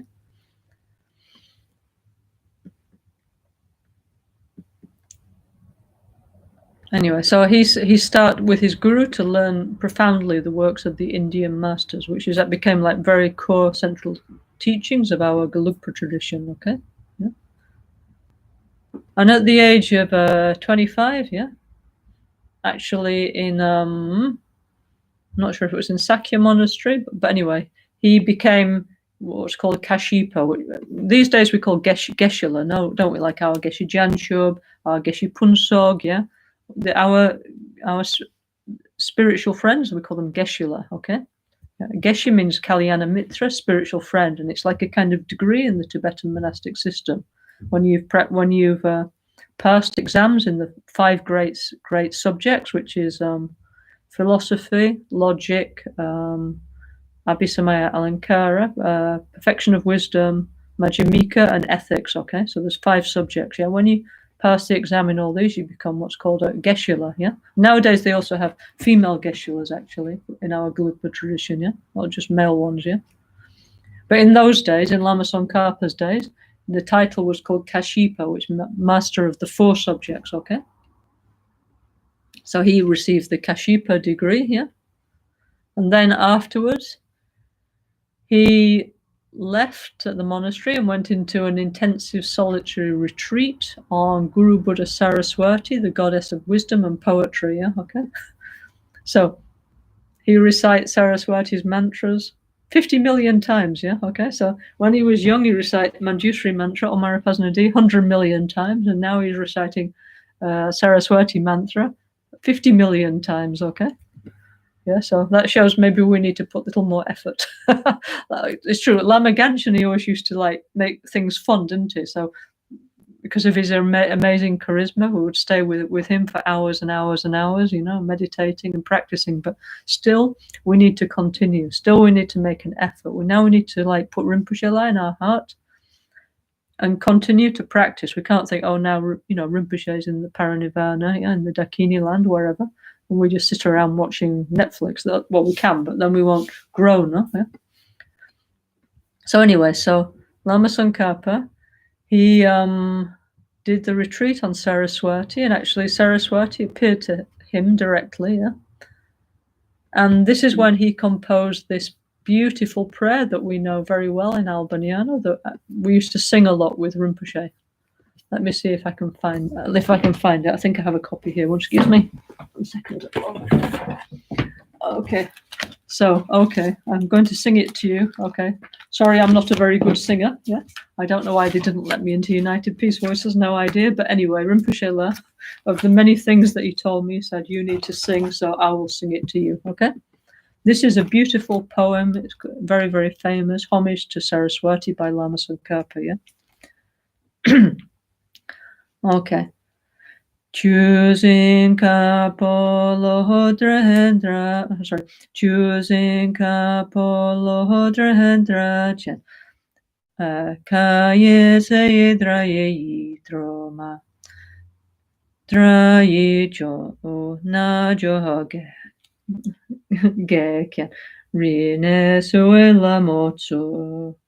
Sorry.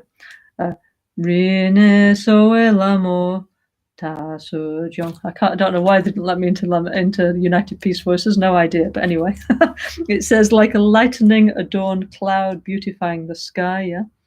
Captivating beauty, you enchant my mind.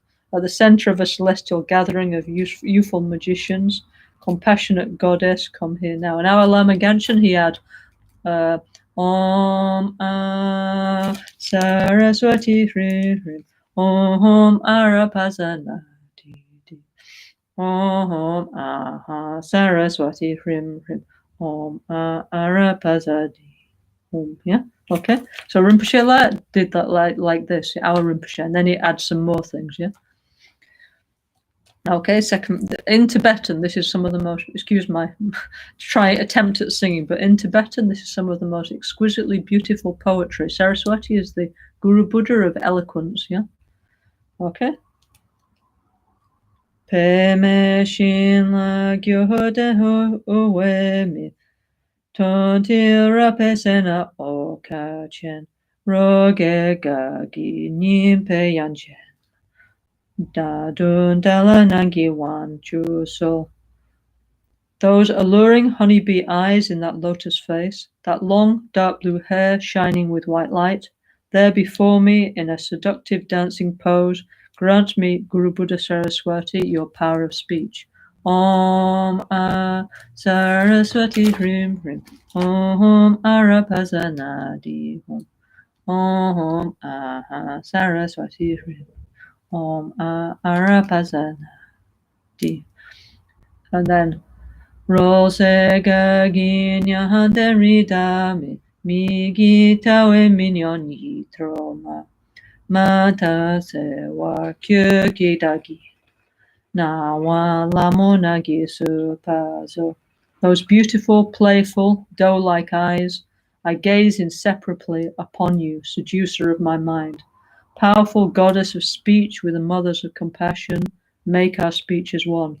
Om Saraswati Hrim Hrim Om Arapazanadi Om Saraswati Hrim Om Arapazanadi Om.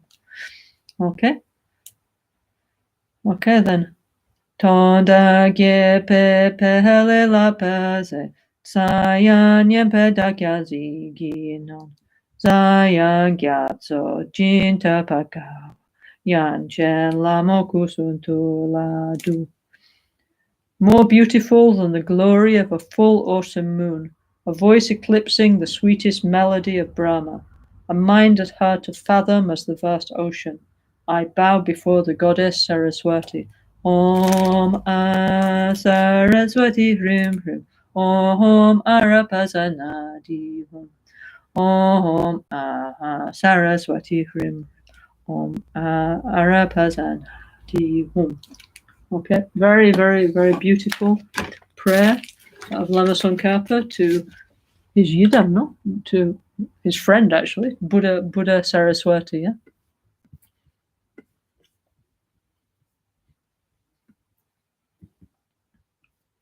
Okay, so after Lama Tsongkhapa began to receive direct visions of Saraswati, then actually Lama Tsongkhapa became his name's Lobsang Dragpa, no?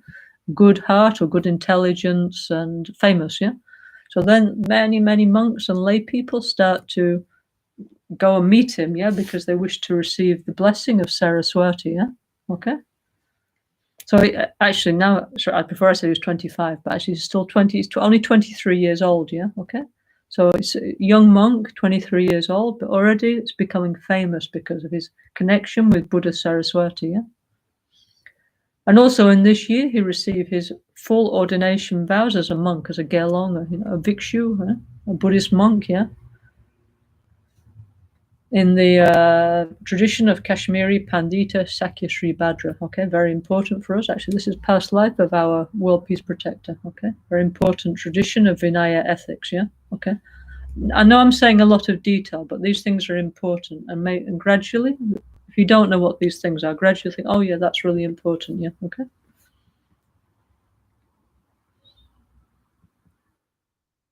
Okay. Okay. So by the age of 35, yeah, in the year 1380, Lama Tsongkhapa had finished his studies. Now, actually, this does have some relevance, yeah, okay? Of course, now it's Lama Tsongkhapa Day, we remember Lama Tsongkhapa, yeah? But also, this is our model of how our Gelugpa Tolkus and reincarnations are educated, actually based somewhat on the life of Lama Tsongkhapa, actually, yeah? So it's normal for the young Tolkus and Lamas and so on to study up to the age of 25, yeah? So also here we can see something of what we might expect in the future with our future Rinpoche, actually. So anyway, by the age of 25, Lama Tsongkhapa had completed his formal studies, yeah, okay? And after that, he started to give his first teachings at the age of 25. So till the age of 25, he's studying, no? Although studying, but incredible realization, no?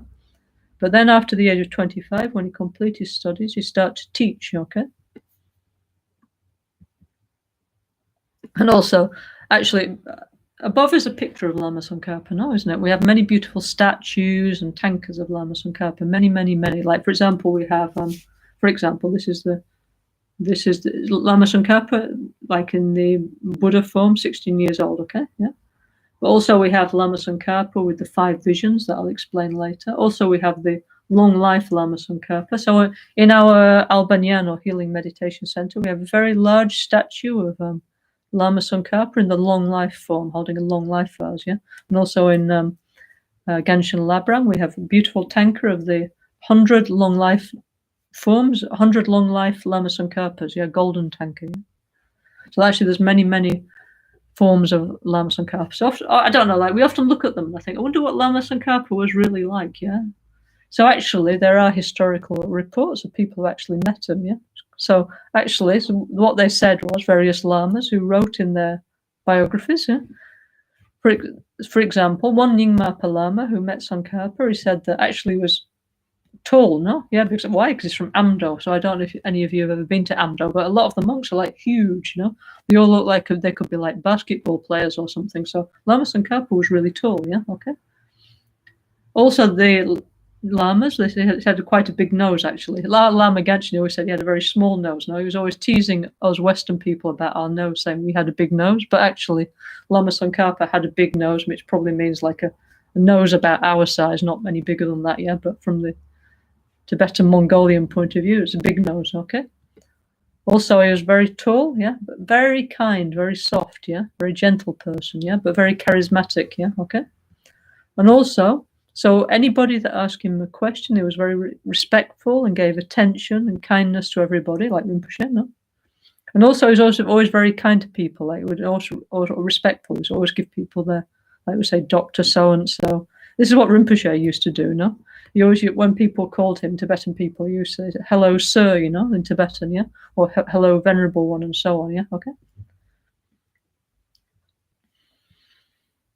Anyway, so, and also he had like a very melodious voice. So they said that even after a few days after hearing a teaching of Lama Tsongkhapa, what people would principally remember was his incredible voice. So this is a bit like our Kyabje Trijang Choktrul Rinpoche. No? He has this incredible voice, no? And Lama Tsongkhapa had a voice like that, yeah, incredible, like some kind of special power or blessing or something, yeah. So this is what, anyway, that's what the historical reports, you know, that say what Lama Tsongkhapa was actually like, yeah. Very tall, European-sized nose, yeah, and very kind, very respectful, very gentle, and very charismatic, okay.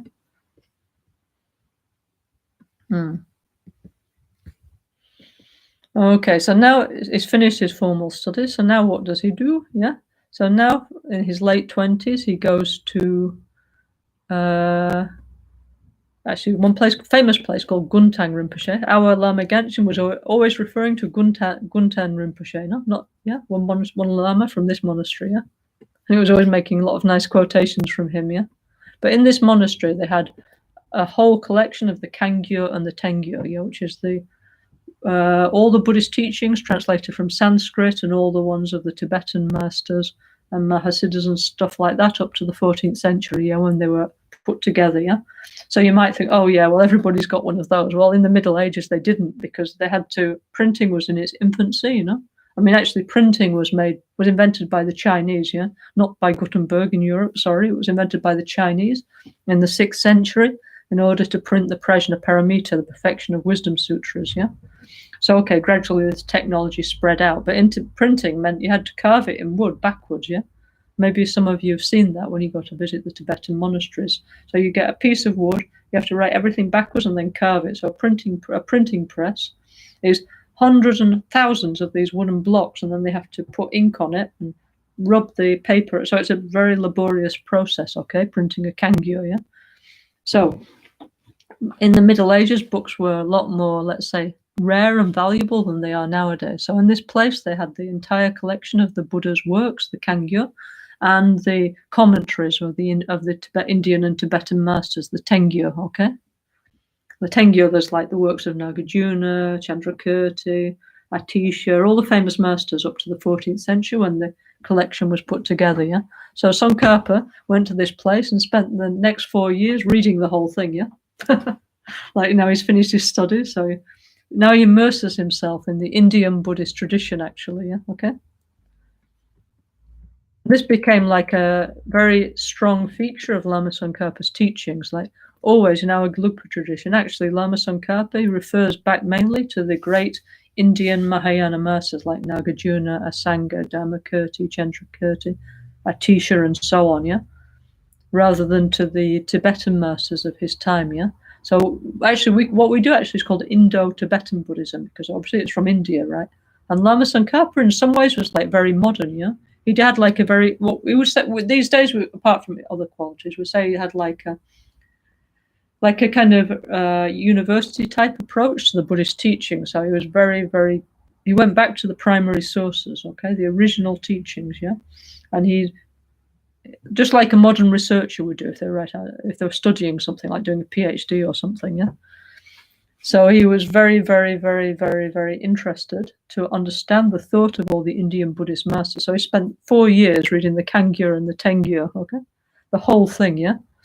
Also making, you know, he had incredible memory, yeah? So not only that, but making notes and memorizing the key points of the thought of the great Indian masters like Nagarjuna, Chandrakirti, Shantideva, Dharmakirti, yeah? Asanga, and so on, yeah, okay? Okay, after 4 years of doing that, he wrote his first major, before he'd written one book, which is called a description of the 20 types of Sangha, yeah, which is something that apparently they have to study in Gelugpa monasteries, yeah. That was his first book, yeah. But his first major book is something called the Golden Rosary, yeah, which he wrote after studying the whole of the Buddhist tradition for 4 years in the Guntang monastery, yeah, which is actually a beautiful commentary of the Abhisamaya Alamkara, which is the Abhisamaya Alamkara is actually a text by Buddha Maitreya, yeah? Which is explaining the Prajna Paramita, like how to get to enlightenment, yeah? So basically, a lot of our teachings, like what is refuge, what are the Four Noble Truths, what is dependent arising, everything, yeah? All the main points of our Gelugpa tradition of the sutra side is actually Lama Tsongkhapa wrote down in there, you know, in the Golden Rosary commentary, yeah? Very, very beautiful teaching, yeah? Also, it's kind of like a roadmap, yeah? Because like when we're meditating, we want to know where we are. What do you think? Oh, maybe I got enlightened, you know? Who knows, you know? But with this kind of commentary, you know exactly, because it explains like when you develop bodhicitta, what happens, yeah? When you're on the first bhumi, what happens? Second, third, fourth. Each level of the path, it's like when you're in the car, no? There's like signposts on the road, so you know where you are, no? Yeah, or you have a GPS or something. So the GPS for meditators is the Abhisamaya Alankara, yeah? So Lama Tsongkhapa wrote a beautiful commentary on this, yeah, okay? Called the Golden Rosary, okay? Very important. Actually, the translation is being prepared at them, not by us, but by other people, yeah? So it'll be a very, very important book when it comes out, yeah? Of course, those of you who can read Tibetan already, you can enjoy, no? But for the rest of us, we need to wait, and soon will be available, yeah? Actually, fortunately now, many of the great books of Lama Tsongkhapa are available, yeah?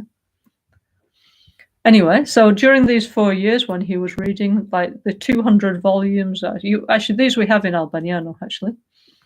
I'm not quite sure where they are at the moment. They used to be in the, anyway, we have these volumes, yeah. The Kangyur is 100 volumes, and the Tengyur is probably another 100 volumes, so like 200 big volumes, yeah.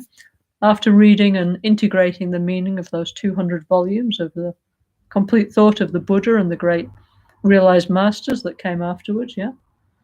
At the same time, Lama Tsongkhapa went around to all the nearby important sites, yeah. Okay, so by this time he had an attendant, yeah, okay? He had his first group of disciples, so he had one ascendant, let's say, attendant, let's say his secretary, as Rinpoche would say, who was called Sako.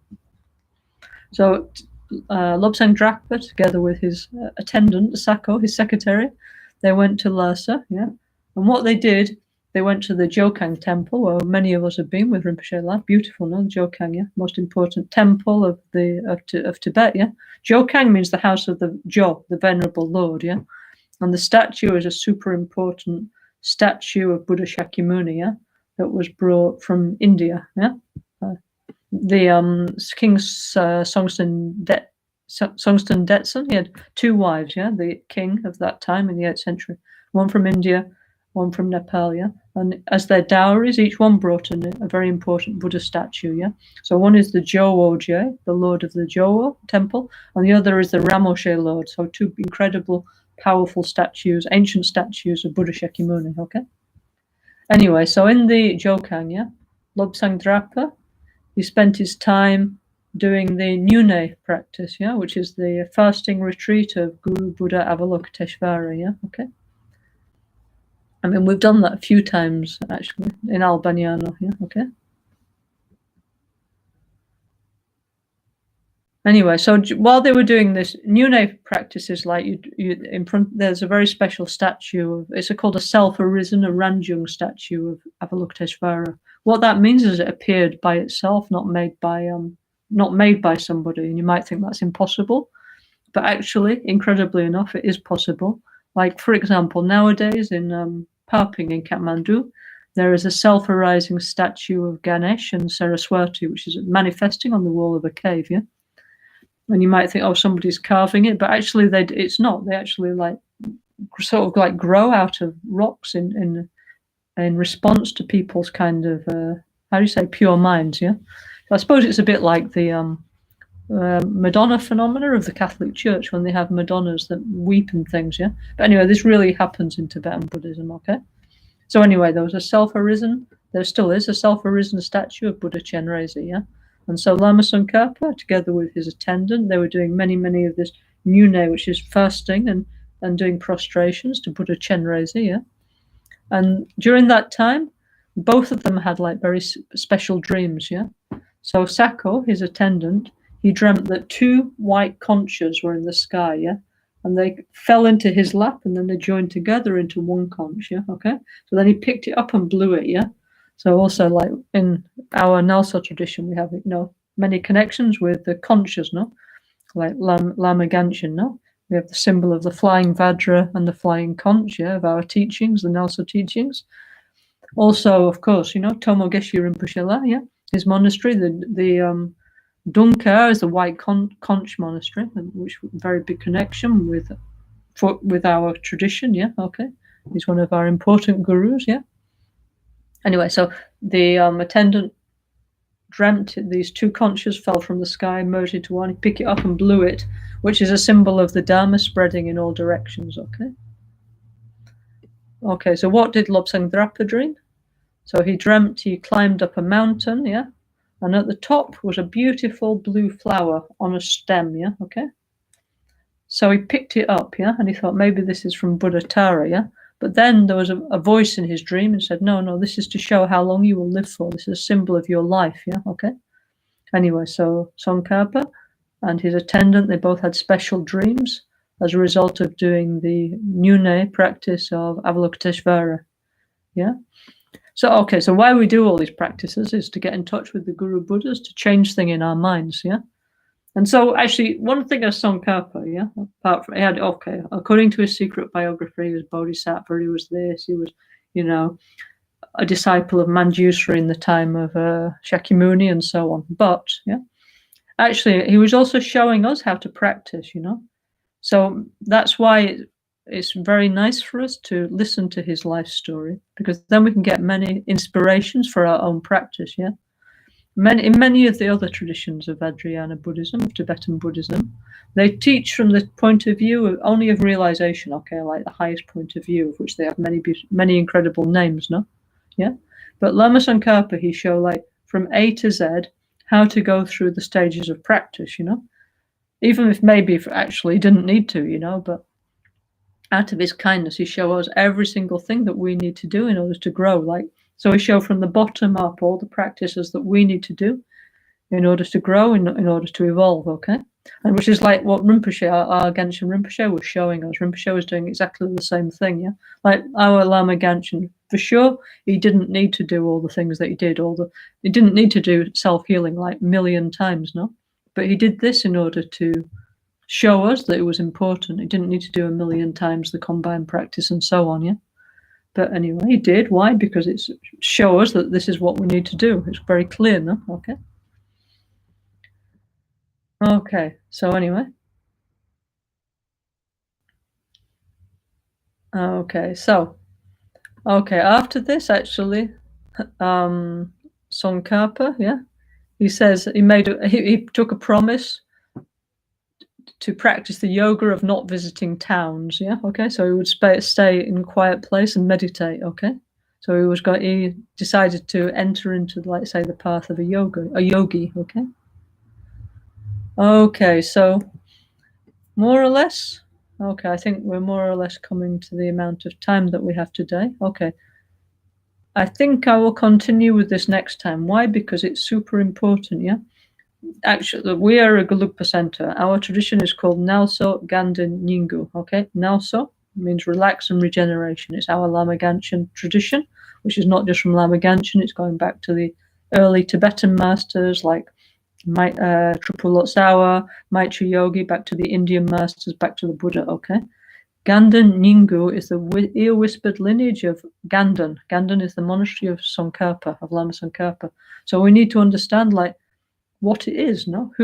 Where is our lineage? Where do we come from, So I thought, seeing as it's Lama Tsongkhapa Day, would take this time to appreciate a little bit who is Lama Tsongkhapa, because then we understand more, actually. He's showing us what we have to do, actually, So it's not just some ancient history or something like that, And next time, as we continue with the story, we'll see that many of the things that Lama Genshin shows, and also his works anyway, we'll see, no? Is it actually inspired by the life of Tsongkhapa, And this is why, like, for example, NgalSo Rinpoche, who was a very dear friend of our Genshin Rinpoche, he said that when Rinpoche passed away, it was like one of the pillars of our Ganden tradition had gone, Hopefully we'll come back again, we'll be rebuilt, but, our Lama Genshin was really one of the upholders of the Ganden Nyinggu tradition, very important master, So anyway, so that's why I'd like to share with you. Actually, it's about who is Rinpoche, no? What he was doing and how he was embodying also the tradition of Lama Tsongkhapa, So we're incredibly lucky, to be part of this tradition, of this stream of great wisdom masters, Maybe we're not the wisdom master ourselves, but at least we know them and we receive their teachings and in the stream of their blessing and so on, so one thing that Lama Genshin says, actually, in here, in NgalSo Tantric Self-Healing too. Now I'm looking, obviously, in more detail, So he said, in here, he says, if you really want to become a healer, what you need to know is the Migsema Bebum, There, he said, there you will find many incredible healing methods, So maybe also we talk a little bit about this next time, So what is the Migsema Bebum? Is like very special book, Actually, I have a copy. I got one from Tashi Lumpo Monastery, and it's 100 healing meditations that you can do requesting the blessings of Lama Tsongkhapa, So people don't know what is our tradition. They think, oh yeah, I know me. Okay, maybe we know one, no? Or maybe we know two. Maybe we know the 9-line Migsema. which is, by the way, very important. Yeah, we also need to know this one. Yeah,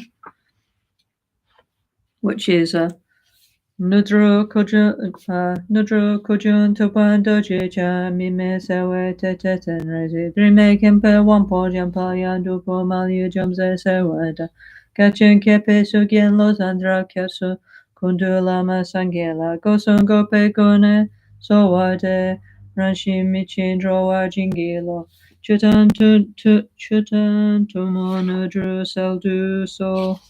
Okay, that's the 9-line mixema, another very important one. So we might think, oh, I know the 5-line mixema, I know 9-line mixema, but actually there's another 100 mixemas, by the way, yeah? Each one with very special healing power, yeah? Really do incredible things. And many of our monk friends, yeah, they're very much focused on this practice. Like, for example, yeah, if you never want to be depressed again, easy, just recite mixema, and it will uplift the mind in such a powerful way. If we recite mi me se we te chen chen ri dri me kien pe wan po jan pe ya du po malu jan se samwe da gan chen kien pe su ge song kapa Lohosandrape Shabla Sohwante. Okay, we recite this as many beautiful visualizations, and really your mind will be uplifted. We put on the positive side, and any darkness and depression will go away. Hence, symbolized by the festival of lights. Yeah, our mind will be full of light if we recite the Migsema, if we recite the Gandalagama, if we get in touch with the different meditations of the Migsema Bebum and so on, yeah? So, in this series of teachings, yeah, now I'm giving the explanation based on, obviously, Lama Ganchen's teaching of the NgalSo Tantric Self-Healing too. So there, Rinpoche clearly states that we need to practice the Migsema Bebum if we want to become a real healer, yeah, okay? So anyway, so bit by bit we can understand more about what that is and do it, yeah? So that's also why I want to explain more about Lama Tsongkhapa, you know, what he is and so on, yeah? Because this is our Lama Ganchan had incredible Lama Ganchan had incredible feeling towards everything to do with Lama Tsongkhapa, everything to do with the Galupa Ganda Nyingu tradition. It was really one of the great sustainers of that tradition, yeah? So anyway, so like that, okay? So we'll continue with that next time, yeah?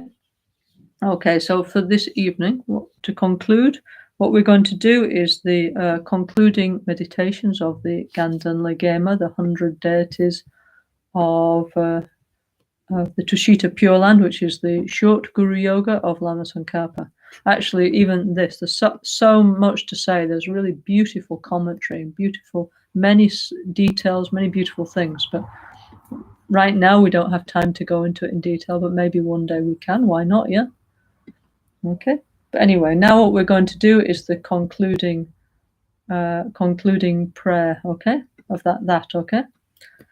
Okay, so maybe many of you have this practice at home, so we can join in together. For sure you do, okay?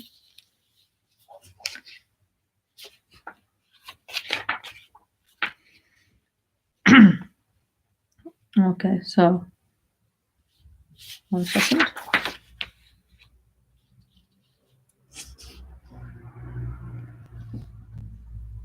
Okay.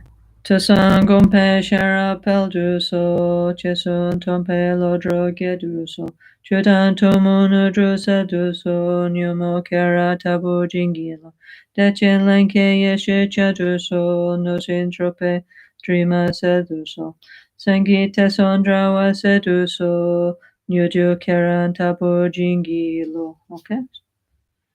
Palden sawe lama rinpoche dagichi wo pemete shunla. Kadrin chempo gone jesunte kusuntu ginudru seldu so.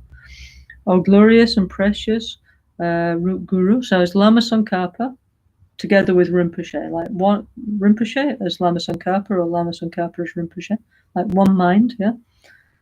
So imagine that come to the crown of our head, yeah, and then gradually it's going to dissolve through our central channel, blessing our body, speech, and mind, yeah, okay? O glorious and precious root guru, please sit in the lotus on the crown of my head, yeah? With your great kindness, please bestow the realization of your holy body, speech, and mind. Palden sawe lama rinpoche dagi chiwo peme deshola.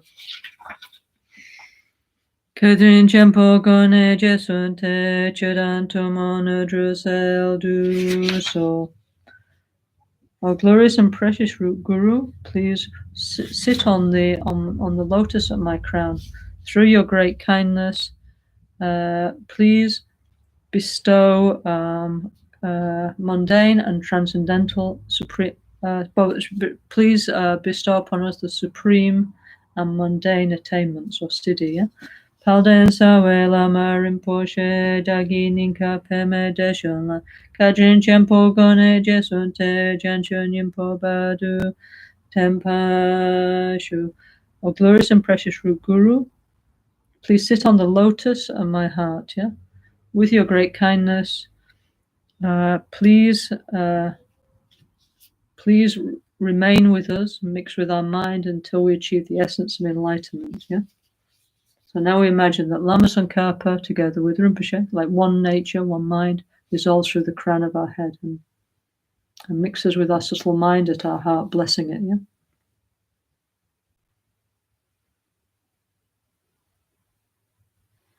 Okay, when Lama Tsongkhapa, Rinpoche, is in our heart, then what we do is we imagine like the lotus around goes like this. I mean, like it's a lotus of light, no? And then we say Migsema, and it's there like a ball of rainbow light, yeah? So it's mixed. So our spiritual company is always with us, is the point, yeah? Okay? Migme sewe te genrizi rime kempe Wampo jampelia duhupu malu jomse samweda ganjen gepe suge sonkapa lozan drape shabla sowade.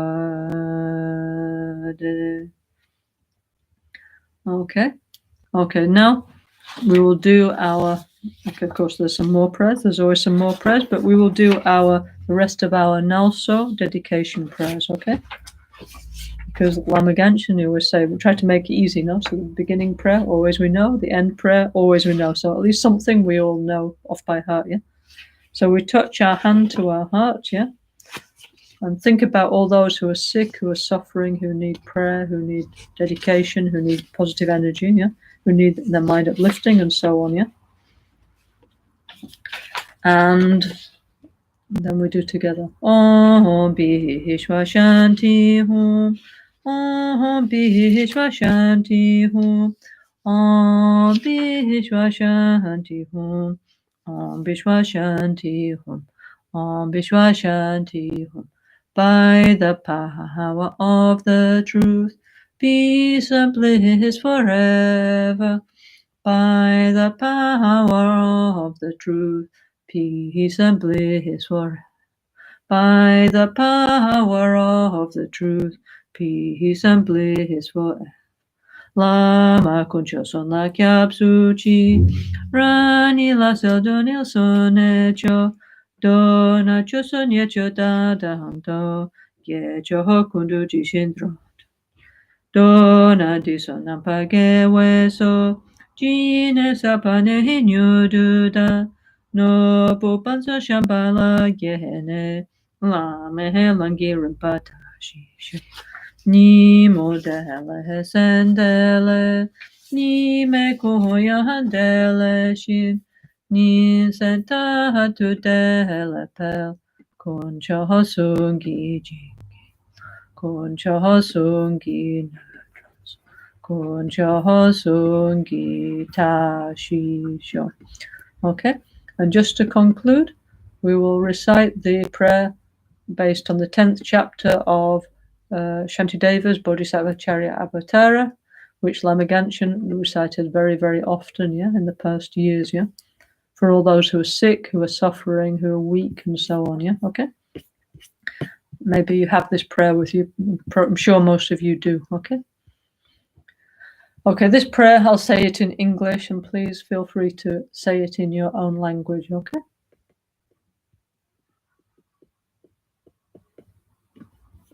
Okay. May everyone who is ailing with disease be freed at once from every sickness. May every sickness that afflicts living beings be wholly and forever absent from the world. May medicines be full of strength. May our prayer and mantra be chanted with success. May the bacteria and virus that feed on our flesh be kind, their minds full of pity towards us. May the beings everywhere who suffer torment in their bodies and minds have, by virtue of my merit, limitless joy and happiness. For as long as space exists, for as long as there are sentient beings, for that long may I continue to return, to drive away the sorrow of the world. May the pain and suffering of all migrating beings completely ripen upon me, and may the virtuous company of bodhisattvas always bring about the happiness of beings. May the Dharma, the only cure for sorrow, the source of every bliss and happiness, be blessed with resources and upheld with respect, and continue for a vast amount of time.